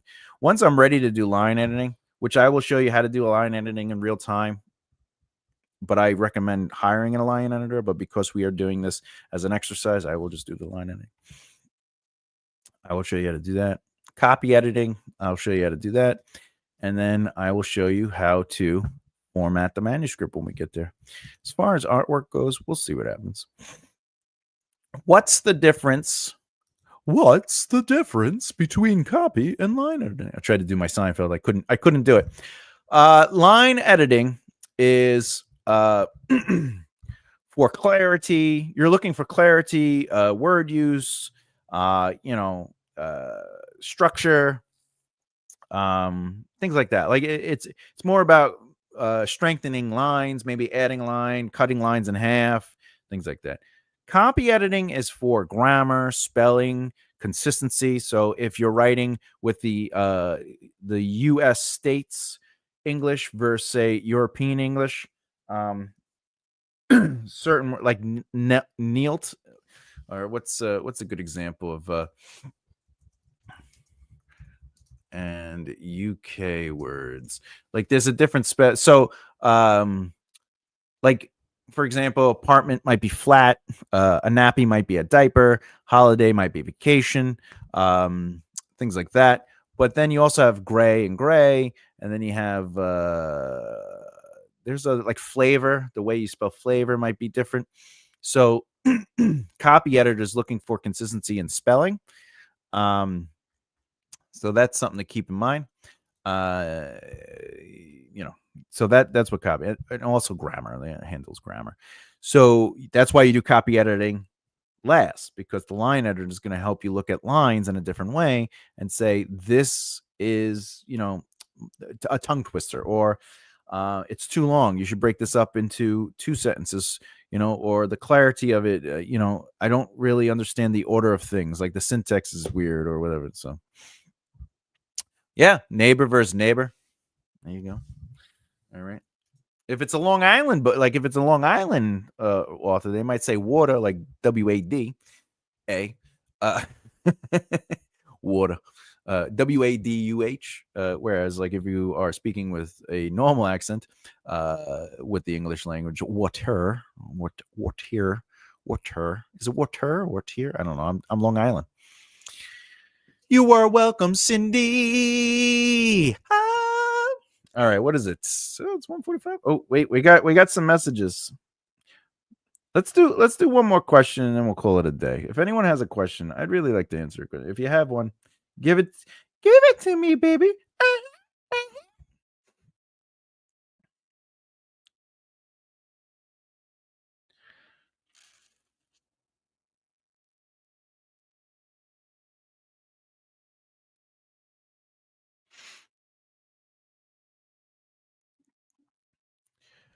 What the hell is Tom Booty? What's the main character's work schedule like? That is actually a very important question. When you're writing a book, everyone, I'm glad this fellow over here, this somebody, I don't know who this person is, brought this up. Uh, if you want to write your books in a way that makes them crappy, try to answer the most mundane questions that don't help anything from character development to world building or plot advancement, and just spend like a page of exposition explaining somebody's work schedule.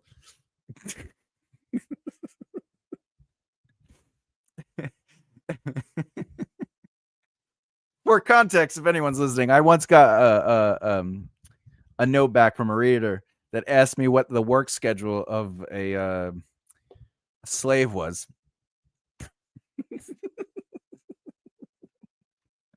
I said their work schedule is 24 hours.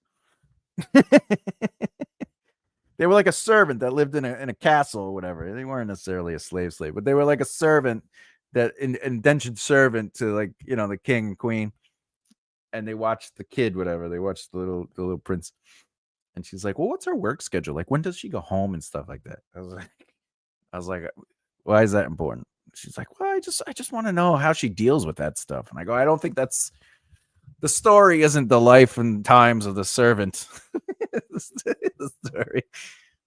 I could be wrong. Maybe that is important. I don't know. Maybe we need to learn.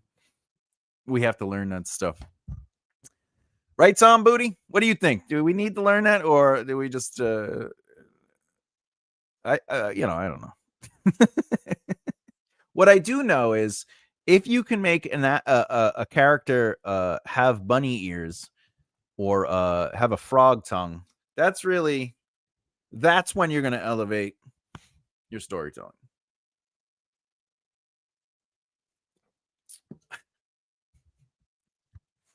Guess that's about it. Is that it? Are we done? 145, 146. We did good today, everyone. My autism will not allow me to proceed unless I know. I'll be honest, Mr. Booty. My autism does indeed create inaction sometimes where I'm just stuck on something. It took me a month to finish that chapter when I realized that I needed to put the schedule of the character in there. What was another note? Oh, somebody gave me another note. By the way, there is wizards, knights, horses, wagons, a market, an apothecary. And one of their notes was, "I'm not too sure of the time period of this. I think you have to make that more clear. Maybe like a line, like, because is this futuristic? Like, what is the technology level of this world?" And I thought that was a good note. Real question. Have you ever considered working out of a 4 or 5 act structure? I'm not answering that. No, I'll answer that. No, but if they are tired, want to be free, it colors their opinions or their, so it makes, but that's if the story is about that person. It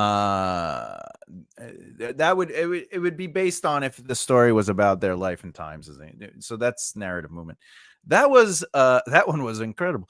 So have I ever considered using a 4? Yeah, I've used 4 before. I would say I use 4 constantly. The 27 plot point outline, even though it's 3 acts, I approach it as a 4 act. So there's act 1 gets its full sort of like, but it's also its own story. But act 2, I break up into A and B. So leading up to the midpoint conflict is 2A, and then from the conflict to third act is 2B, and I look at those as 2 separate acts, even though it's technically act 2. So I do currently use the 4 act structure in that way. However, I also use the 6 and the 9. So depending how I'm approaching a story, using the 27 plot point outline, I'll take, if we look at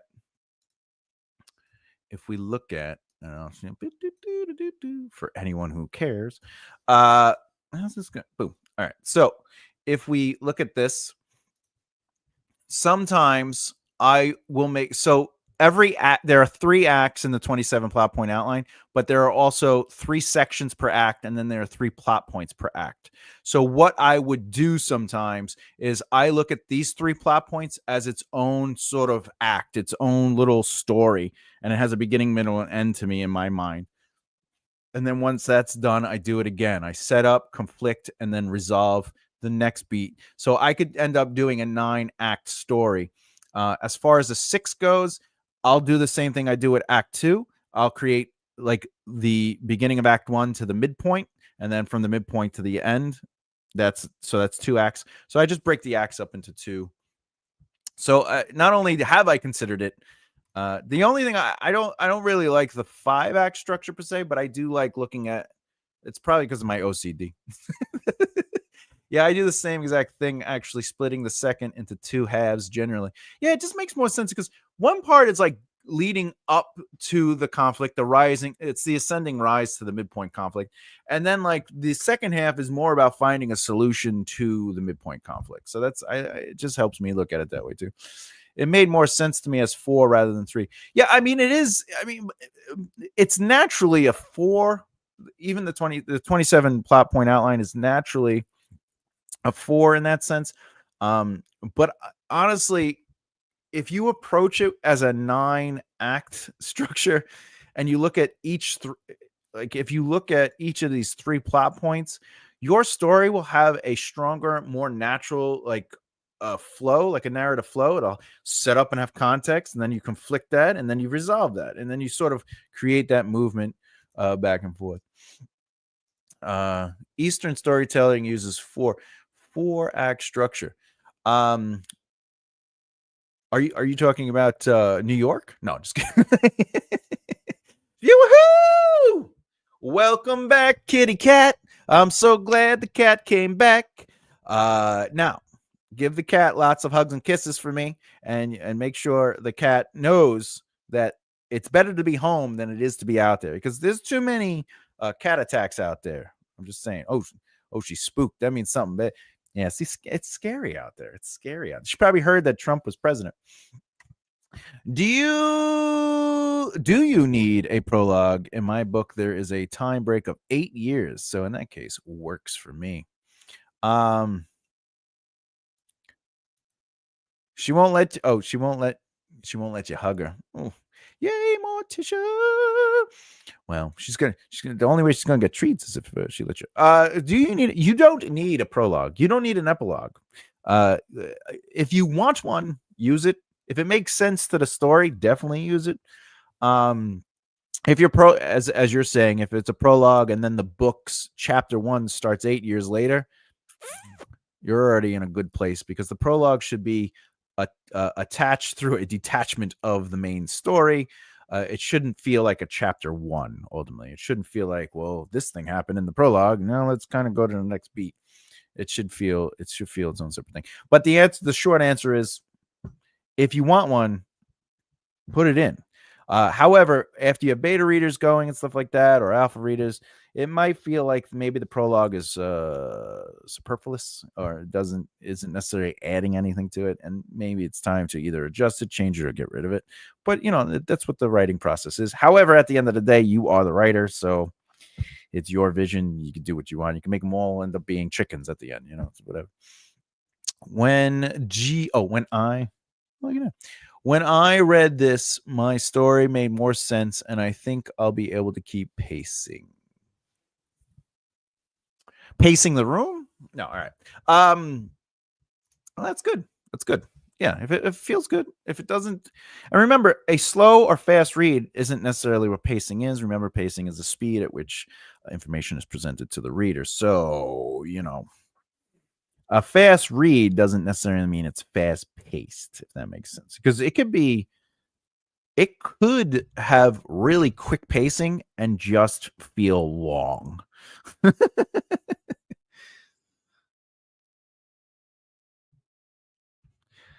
Sorry. Trying to figure out dinner tonight. Yeah, so it could be really quick. Like the pacing can be fast, but the read could be so slow and so long. So just keep that line.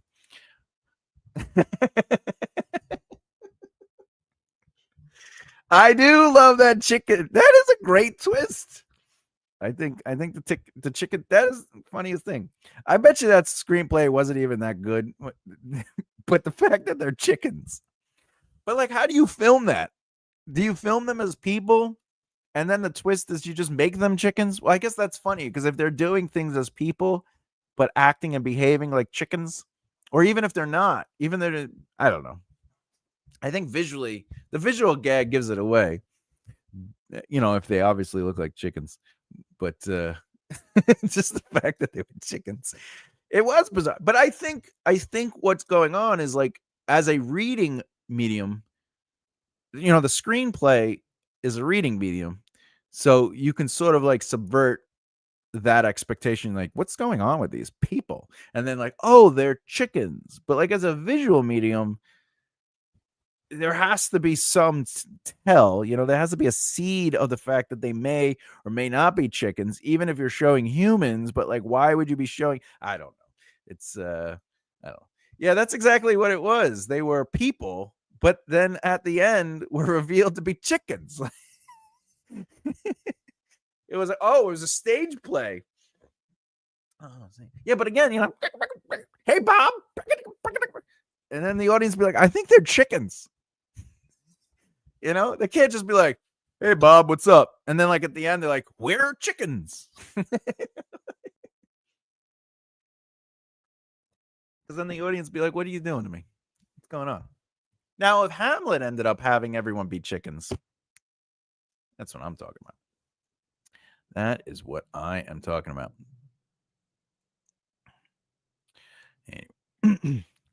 Where are we? I think that's it. I think we did good today. 2 hours. I'm excited. I'm happy.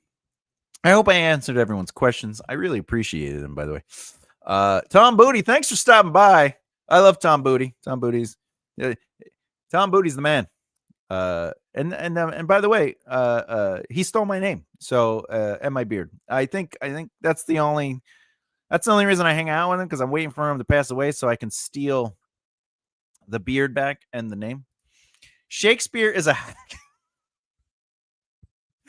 0 out of 10. No chicken twist. I agree with that. If it's not two households both alike and I'm not interested. I need, to be or not. I need chicken twists. I'm single white female and you. Is that why you got out of the bed the other day naked and walked across the room? Remember when that scene came out with single white female, right? And they were like, oh, there's a and the guy gets up, the guy from Wings gets up, and he like walks, and you're like, now that's like, if you've ever seen Spartacus, single white female is very tame.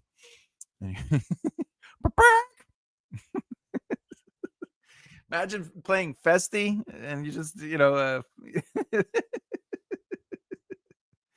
and he's just like, wait. Let me see if I can do some Festi lines. What we got? Better a witty fool than a foolish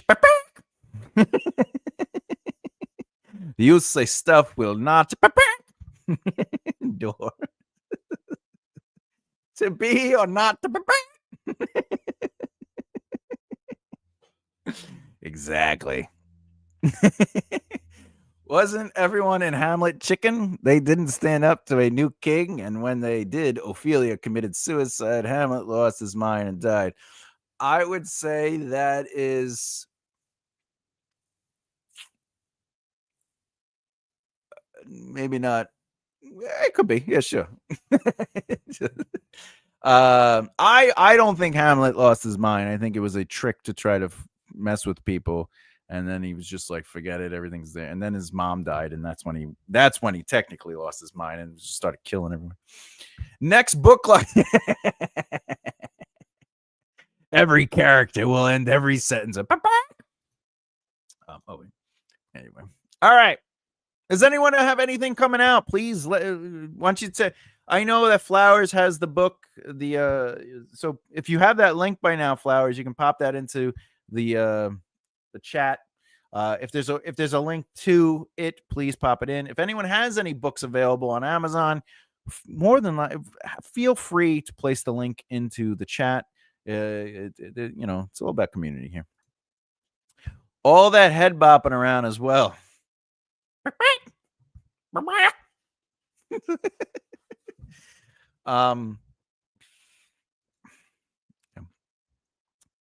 is stand by for mine. The link to the group. What is the link to the group? Oh, wait, I have it. I'll put the link up for you. I'll put it up for you. But I think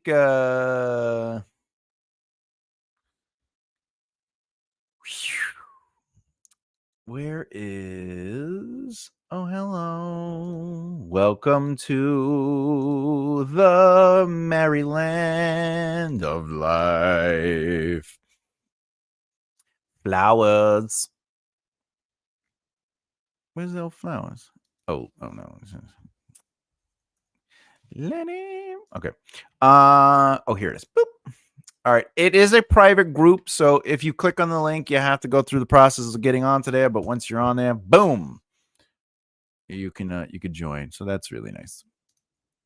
Because you have to join it. It's not being. Oh, okay. Well, that's fair. That's fair. Bring out the tinfoil. Yeah, tell me about it. And there you go. You can click on that and you can go join it. But you have to join the group to see our story. I think that's awesome.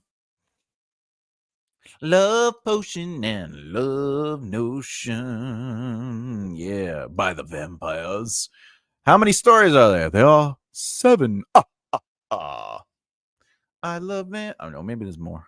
Let's see. Join group. It says I can't join because I am ugly. Please tell us the last book. What is an small but mighty romance book. What is an book? What is an book? All right. It's very good. I'm enjoying it. It's the first time I've read the whole thing. What? Okay. All right. Okay. It's a vampire wedding, and we've all taken different characters. Oh, I love that. Mail. Ooh. Oh, mail. Okay. I have not. I'm filling it out. Read one in a long time. How did you find about it? Elle Flowers and her awesomeness. All right. I agree to the rules. What are the rules? Be courteous. No hate speech or bullying. I agree. Submit. Book for the boys. Oh. Yeah. I have not. My book will have some boy on boy action. I tell you. I mean, male on male action. Male on male. And every time there is male on male in my book, Wayne and Garth come out and they go, "Excellent, party on, rock on, Garth," and then they go away. Very nice. Yeah, I figured, it might as well be. I got poly in my book. I got all sexualities.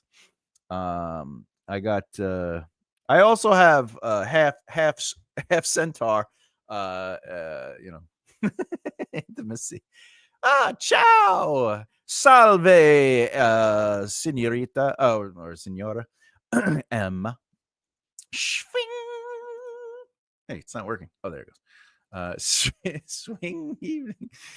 Parli Italiano, por favor. Okay.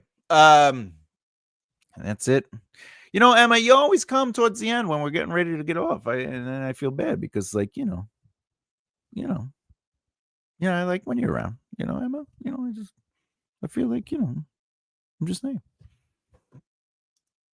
I hear there's a chicken romance.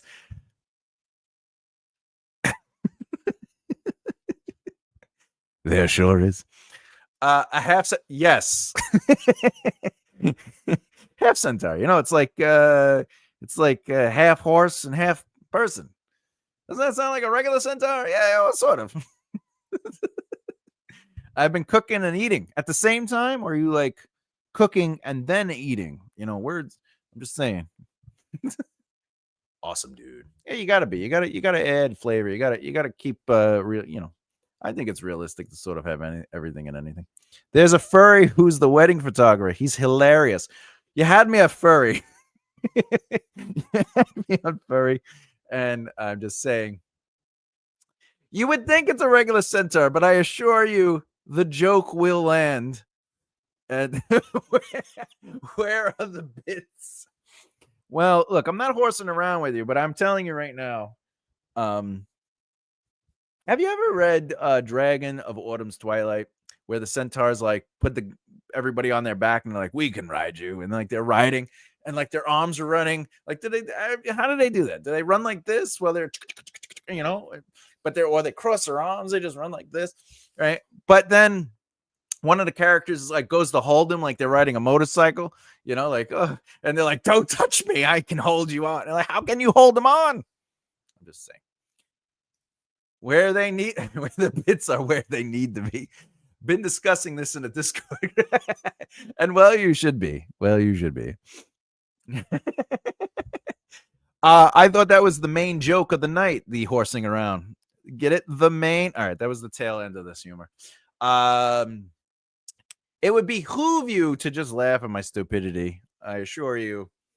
It is what it is. There is a delay, I guess. All right. This is why it's because you're like, I don't want to listen to all the education and watch the stupid writing part. I just want to hear Mr. Thomas being a Mr. Thomas and his tomfoolery. I feel like they invented that word for me, tomfoolery. I just what do we got here? I had a major tech trauma with the laptop on Friday. I had to take it up the road to the PC shop, and I was thinking, right, they're gonna look at my search history. Oh my god! I noticed you're looking how a body looks after it's been depleted of its blood. I'm writing vampires. Exactly. I knew it, Emma. I knew it. By the way, if you ever moved to Italy, I think you posted something about that on social media. If you ever moved to Italy, I'm thinking of moving to Sicily. I just want to put that out there. If you want to continue tomfoolery, it will be the hides. Ma'am, we notice you're wondering how a body decays. I know, being a writer, our search, sometimes I'm like, somebody's going to show up in my door. I'm just going to hear a knock on the door. I'm going to be like, "Sir, we need to look at your stuff. And why are you looking about how to build a bomb out of chemicals that were a part of the Middle Ages?" Well, sir, I write epic fantasy. As a horror writer, what does a knife feel like when it goes through the neck? I'm sure I'm on some sort of watch list. Every writer everywhere at some point or another is definitely on some sort of list. Oh, how lovely. We'll probably be up near Milano to start, but I need the sea. Yeah, well, the sea is important. So, Solandra to Milano, right? Solandra o Milano. Tu Milano? Tu sono de Milano? Di dove sei? All right. Yes, I've been down the post-mortem route. If characters die in a story, writers definitely have a lot of like, what do bodies look like? Which is kind of, when the images pop up, be like, what's with that body's smile? Because they're like this, I need to eat the brains to make the pain go away. That's from a movie. My most recent search: how long can a person be in water before skin starts to break down? 3 days. 2 weeks. They're almost they're purple and most likely eaten by fish.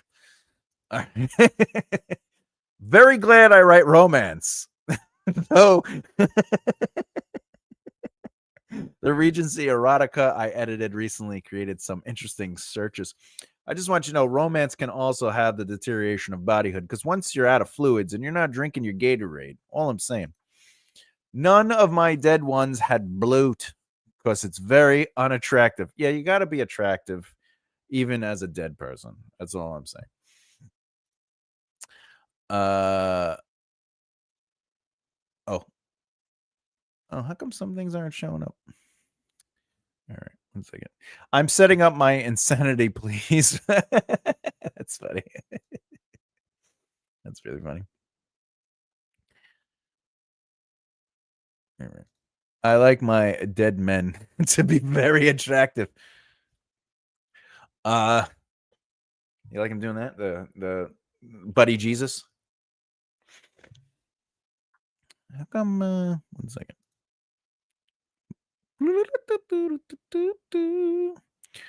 Huh. Some of the comments did not pop up, so if I wasn't able to share them to the screen, it's because there's a delay. Anyway. I hear you, Emma. I know what you're saying.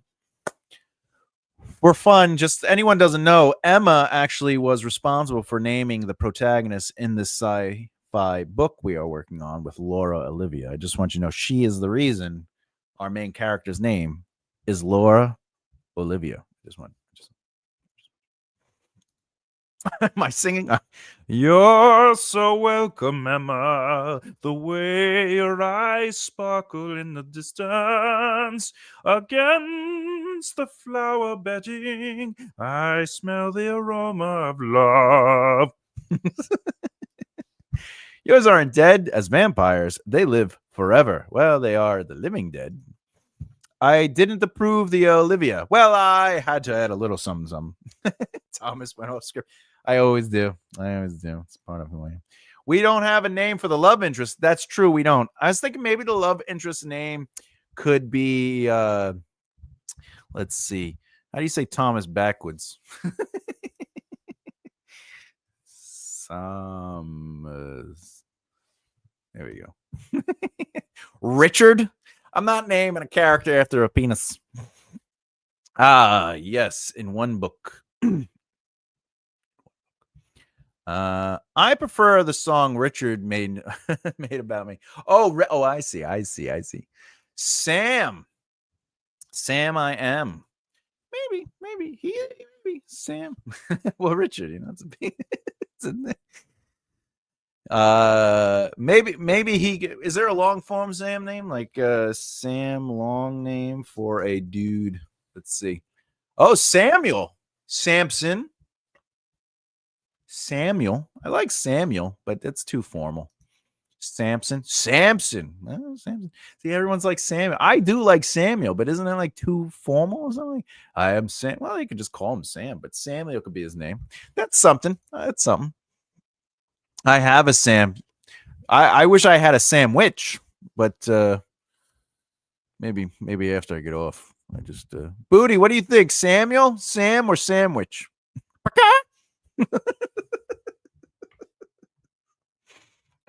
That's what I'm thinking. I'm thinking it could be sandwich.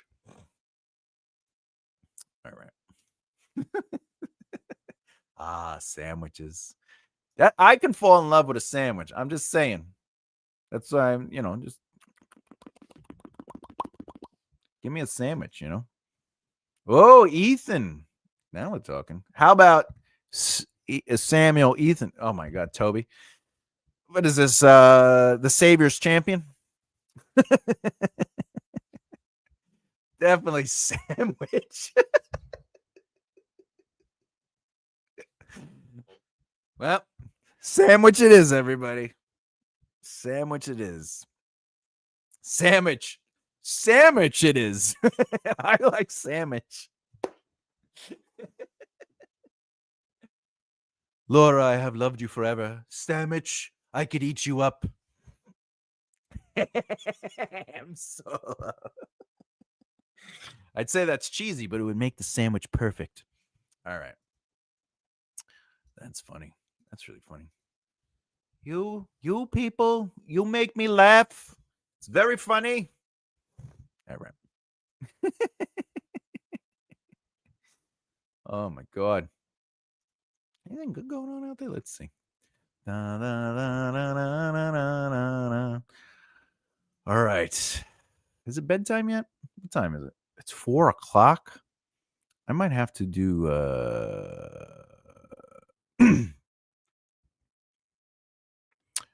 oh. All right. If anyone doesn't follow Eloise Barr, I recommend it. She writes some really great stuff, especially on Threads, and she writes currently authors. Tell me I was looking for information on more names, but tell me in the comments what's harder than writing your manuscript. I'll go first. She says, getting readers to actually review the book, finding compelling snippets to use in social media, and writing the blurb. I think two of those three are definitely true. The getting people to review the book, I'm not really a fan of reviews. I don't think they. I was always told they aren't as important as you would think. But I do agree with the blurb, and I do agree with finding like an excerpt in the book. You know. All right. What do we got? Hey, defo. Oh, definitely. Yeah, definitely.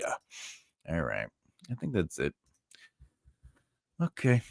I had a lot of fun. Did everyone have fun today? Did we have fun today? Did we learn something? Did we see the story unfolding? Did we say to ourselves, you know what? I gotta come back here next week.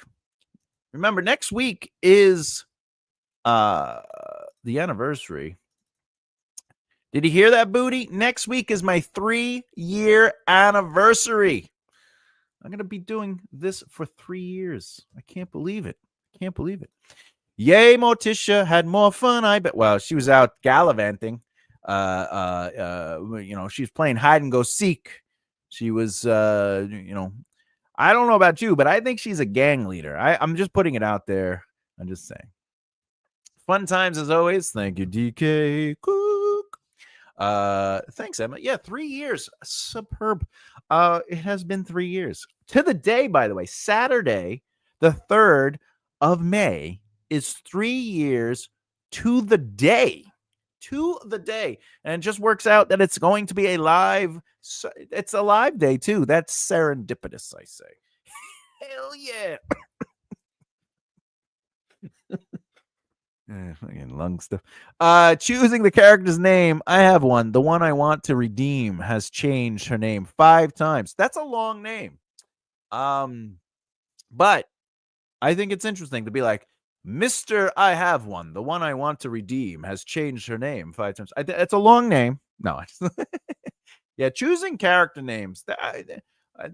Honestly, that's I love making up character names. But sometimes I'll just write a name. I have a huge list of names. But like the epic fantasy world I'm working on, the names have to be very specific to sort of that world because there is a sort of a formula to certain names for Valus, etc. But like I do still keep a list of names. You got she's pregnant. Oh. Tommy with the boys. Now listen,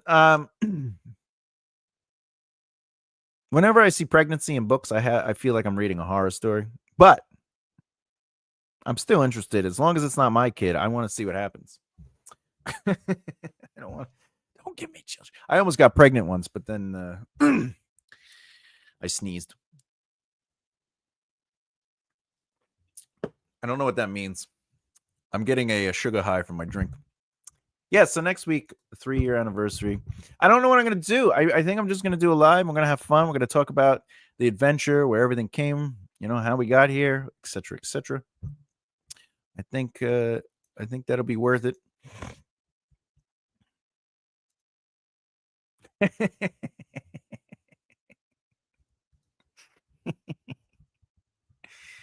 I do it every night. All right.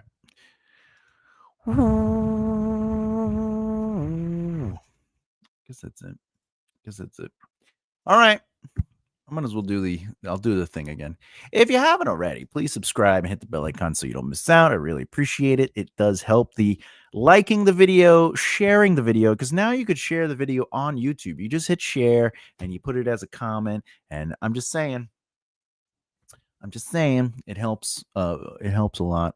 And then of course, just being here, This helped. It helped. What do you think I'm writing now? They just end up being chickens. So there's a lot of because they're chickens. There's a lot of everybody. I like that idea. You want me to write erotic alive? Oh Jesus! Tom is a cool name. It's pronounced.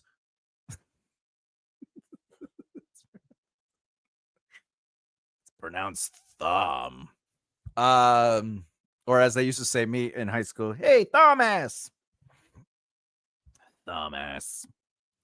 I like mine. I like Tom. Like if someone's gonna call me Tom, I want a THOM. But I hate when people call me Tom because my name is not really Tom.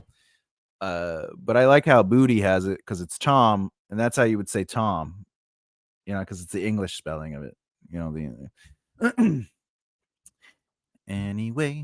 Anyway, dance with me. It's the way. Oh, what else? Oh, makearightleftheere.com. You can check that out. Again, my book will be coming out probably the end of May or maybe beginning of June. We talked about that yesterday. I'm super excited about that book coming out. Also, Booty will contest to this. I'm definitely all in on releasing the 5 epic fantasy books once the 5 books are done, because I don't want anyone to wait. I don't want anyone to sit here and be like, I like the first book, but when's the next book's coming out? And it's like, oh, I'm still writing. I don't want to do that to anyone. And I'm not saying anyone else there should do that with a series, but I implore you, if it's a 3-book series, it wouldn't hurt to write all 3 books before you release it. Not only can you add real long form seeding, the first book could have a lot of foreshadowing for the second and third book, but you can really develop your characters in a way where you say to yourself, oh, by the end of the 3rd book, maybe I have learned this character a little bit more, or you could see their arcs a lot better, or maybe you could adjust things, and it's something to think about. But I know that a lot of times we get that fear as writers, like we need content. You got to put stuff out. You got to put stuff out. You got to put stuff out. But Brandon Sanderson, R.R. Martin, and a couple of authors, I've been watching interviews, and a lot of things they say is like, when you're starting out, there is that stress, that anxiety of you have to have at least a book a year or a book every 2 years at minimum as an author, right? To keep the momentum ultimately. So if you have a backlog of books, right, and they're ready, you can release them in that scheduled format, and that gives you time to also write other books while those are being released, but it keeps that sort of momentum going. However, I have heard people say, hey, you should write like 6 books and then release them every 3 months. And I'm like, that's crazy. Don't do that. That'll just put you on a, but I did that with my YouTube channel. I recorded all, 52 videos. I did it over the course of 3 months last year, and then I scheduled every single one of them, and then I didn't have to deal with it anymore. But it gave me up that freedom. So but I'm doing it out of respect to the reader. That I don't want them to be like, well, is this series ever going to end? I am writing 3 series for the full saga, but the first 5 books will be every series will have a beginning, middle, and end. So it'll feel like a conclusion and stuff like that. So even if I only get the first series out, at least it's concluded. You'll be like, oh, it's a complete story. It won't be like, dun, dun, dun, there's more to come. Like, it's going to be like, hey, we have a conclusion. But anyway, Emma, what are your thoughts on that? You're a published author. You're traditionally published. You got both, right? You're a hybrid. What are your thoughts on that, Emma? Unless you left. If you left, Emma, then you don't have to answer the question. But if you're still here, what are your thoughts on that? I'm just, do you agree or disagree? Do you think it's crazy? It's why I won't purchase Martin's book, seeing as it likely he won't finish it. Loved the first book, but didn't continue. I agree, Cindy. It upsets me that I know that he said that his book he's currently working on might end up having to be 2 books, and then he still has 2 books. So that's 3 books now. And like, And then he's like, I don't have time to focus on it. Oh, good, you didn't leave. Hello, Emma. Welcome. Stay. What are your thoughts on that? What are your thoughts on having a collection of books in a series, not necessarily like random books, but like if you have a series, especially if it's 3 books, finishing those books and then allowing those to be released in a timely manner. You can do it every 6 months to a year, but you still have them. Have you talked to your publishers about it? Have they talked to you about that or your agents talk to you about that, being like, hey, you should have a stockpile of books? Or are they like, can you just keep writing? I'm a very independent soul and I stick to my own schedule. I won't be locked into a strict schedule. I've just started a series. Technically 2 series, actually. Well, obviously one is about chickens because aren't you writing? Well, I know you mostly write romance, but aren't you writing outside of your genre specifics for one of those series, if I remember correctly? Or I could be thinking, maybe I'm wrong. I'll write them and publish one at a time. All right, so you're going to, and it's not see there are different ways to every process. So when you're out there listening for advice, authors, you got to find what works for you and what's comfortable for you. My rule of thumb is if it overwhelms you, it's probably not right for you, and it's good to sort of a bloody or ooh. Do you need to talk to someone?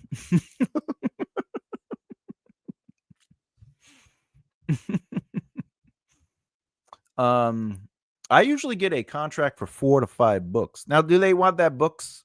Do they have are they like, hey, those books need to be in by a certain time, or is it just? And also because in the contracts you want to make sure is it 4 to 5 books within a series or world that you're working in, or are they saying you have to write whatever you write the next 4 to 5 books of the contract?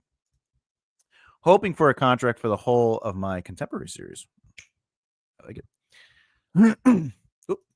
What's the name of one of your books, Emma?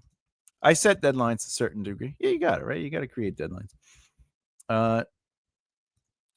Emma, by the way, Emma's link, along with a majority of writers, are in the description of the video.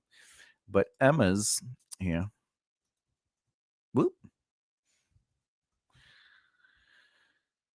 Let me see if I can get Emma's. Emma. Yeah. Here's Emma's books. Feel free. Da, da, da, da, da. My latest book is The Scottish Christmas. Oh, yeah. Can't go wrong with a Scottish Christmas.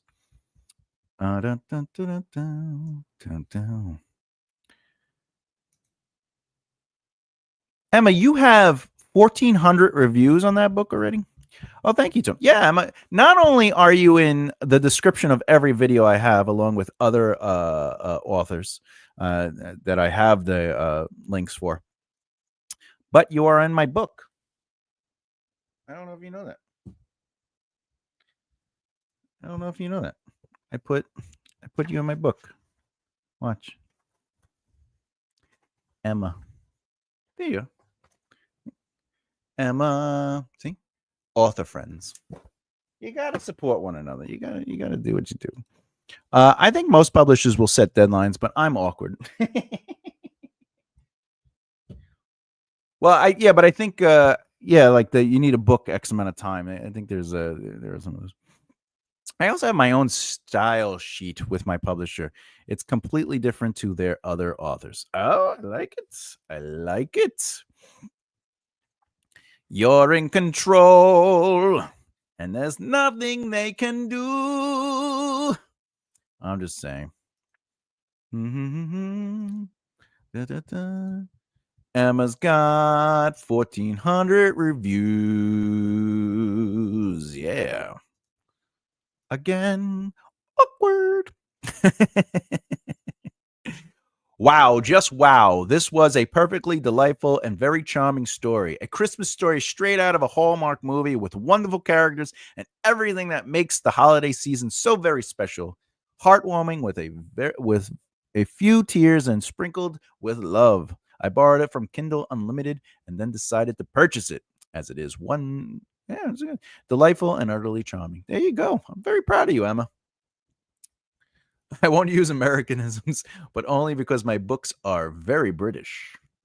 Very British. Well, a Scottish Christmas. Well, I guess that's Great Britain. but aren't they Scottish? I don't know. All your books. You get a lot of reviews. Let's see.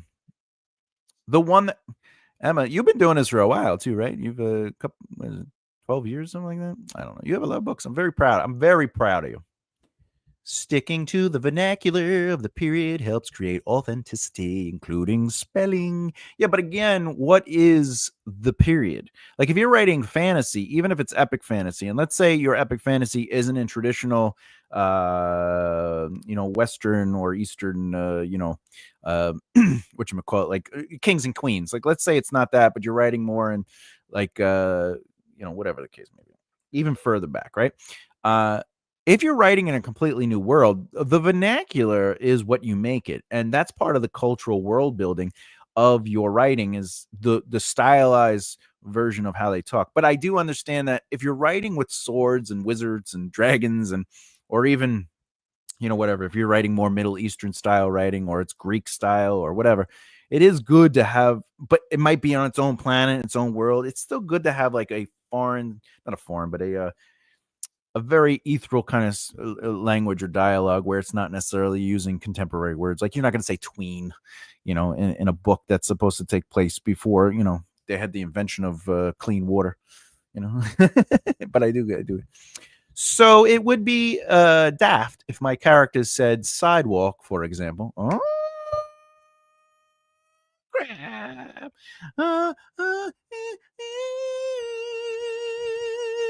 Well, yeah, but I believe they call it pavement, right? They say in the Britain of the UK, or what is it, footpath or something like that? I don't know. I don't remember. I don't remember. 11 years, 15 books. And what you just had your 21st birthday, right? You've been writing since you were a child. See, like that Italiano. See, pavimento. All right, that's funny. Do you speak? Oh, you speak a little bit of Italian, right, Emma? I believe you. You speak a little Italian. Shonen. Yeah, look at this. I like that your covers became more not cartoony, but like had a little bit more stylized element to them. Like the newer your books get, there's like a very consistent brand style to them, and I think it fits. It feels like a vector art kind of thing. Very nice. I like your style. My kid, you have a 21-year-old child? Weren't we young one time, Emma? Weren't we kids ourselves? What happened? What happened? Would love to see a copy of your style sheet, Emma. Oh, well, Cindy, follow Emma's YouTube channel. It's a really good channel. She gives a lot of advice. She's also an editor like myself. We are different style editors, but she line edits too. She does the copy editing also. Yes, I like the new covers. They're fun. They are fun. Have you thought about going back and redoing the old covers, or are you not allowed to do that? Because I know sometimes, if you sign a deal with somebody, sometimes your covers are locked in. Or I know Brandon Sanderson had a big deal with that, and he had like fight his publisher to get it changed. 2119. You have 4 kids? Wow. You got me doing oh. Wow. That's amazing. 4 kids. You have a little army. It's amazing. I hope they all have jobs because they need to be paying the bills. All right. My publisher isn't. Yeah, I know that. I know they're usually in charge of the covers, but sometimes you have to be like, yo. But they did do a great job. All right, we've been doing this for 2.5 hours. My God, thank you everyone for staying so long. This is a nice Sunday. I know it's late for some of you out there because you live in the Brits and the Englands and the Londres. You're way out there, so it's like I know it's like late for you guys and girls and people. All All right. I'm not gonna keep you too long. You already gave me so much of your time, and it means so much to me. And and Emma, thank you for answering the questions and sort of like giving us a little look, see, a little peeky do, a little something, something around the curtain. But with that, it is 4:30. So people who are about to eat should it's getting close to the food time. So, and for those people who need to sleep, I don't want to keep you up too much. You know what I'm saying? I wouldn't want to do that. I don't get to see the style sheet. It's with my editor. Oh, but I know it's different to everyone else's. Excellent. All right. So with that said, I'm gonna go. I'm gonna call it a night. I want to say thank you to everybody, and remember, to show each other love. If you haven't done so already, subscribe to everybody else. If they have a YouTube channel where like they should have videos, it's good to support one another. And remember, there is a Facebook group. You can find it on the makearightlefthehere.com. It's free. You don't have to sign up for anything. You just join the group. And sometimes we talk about stuff. Sometimes I have to get back to being a little bit more active on it. I know other people aren't as active, but that's the thing about running a group, right? I guess that's about it, right? Hey, thanks for the fun times. Great way to spend 2 I appreciate that. That's get me right in the heartstrings. Much love, DK Cooks. Bye, Thomas. Bye now. All right, let's do it. Let's do it. I'm Thomas J. Bellezza. This is The Right Mindset. And as always, keep developing the right mindset. I'll see you next time. Bye.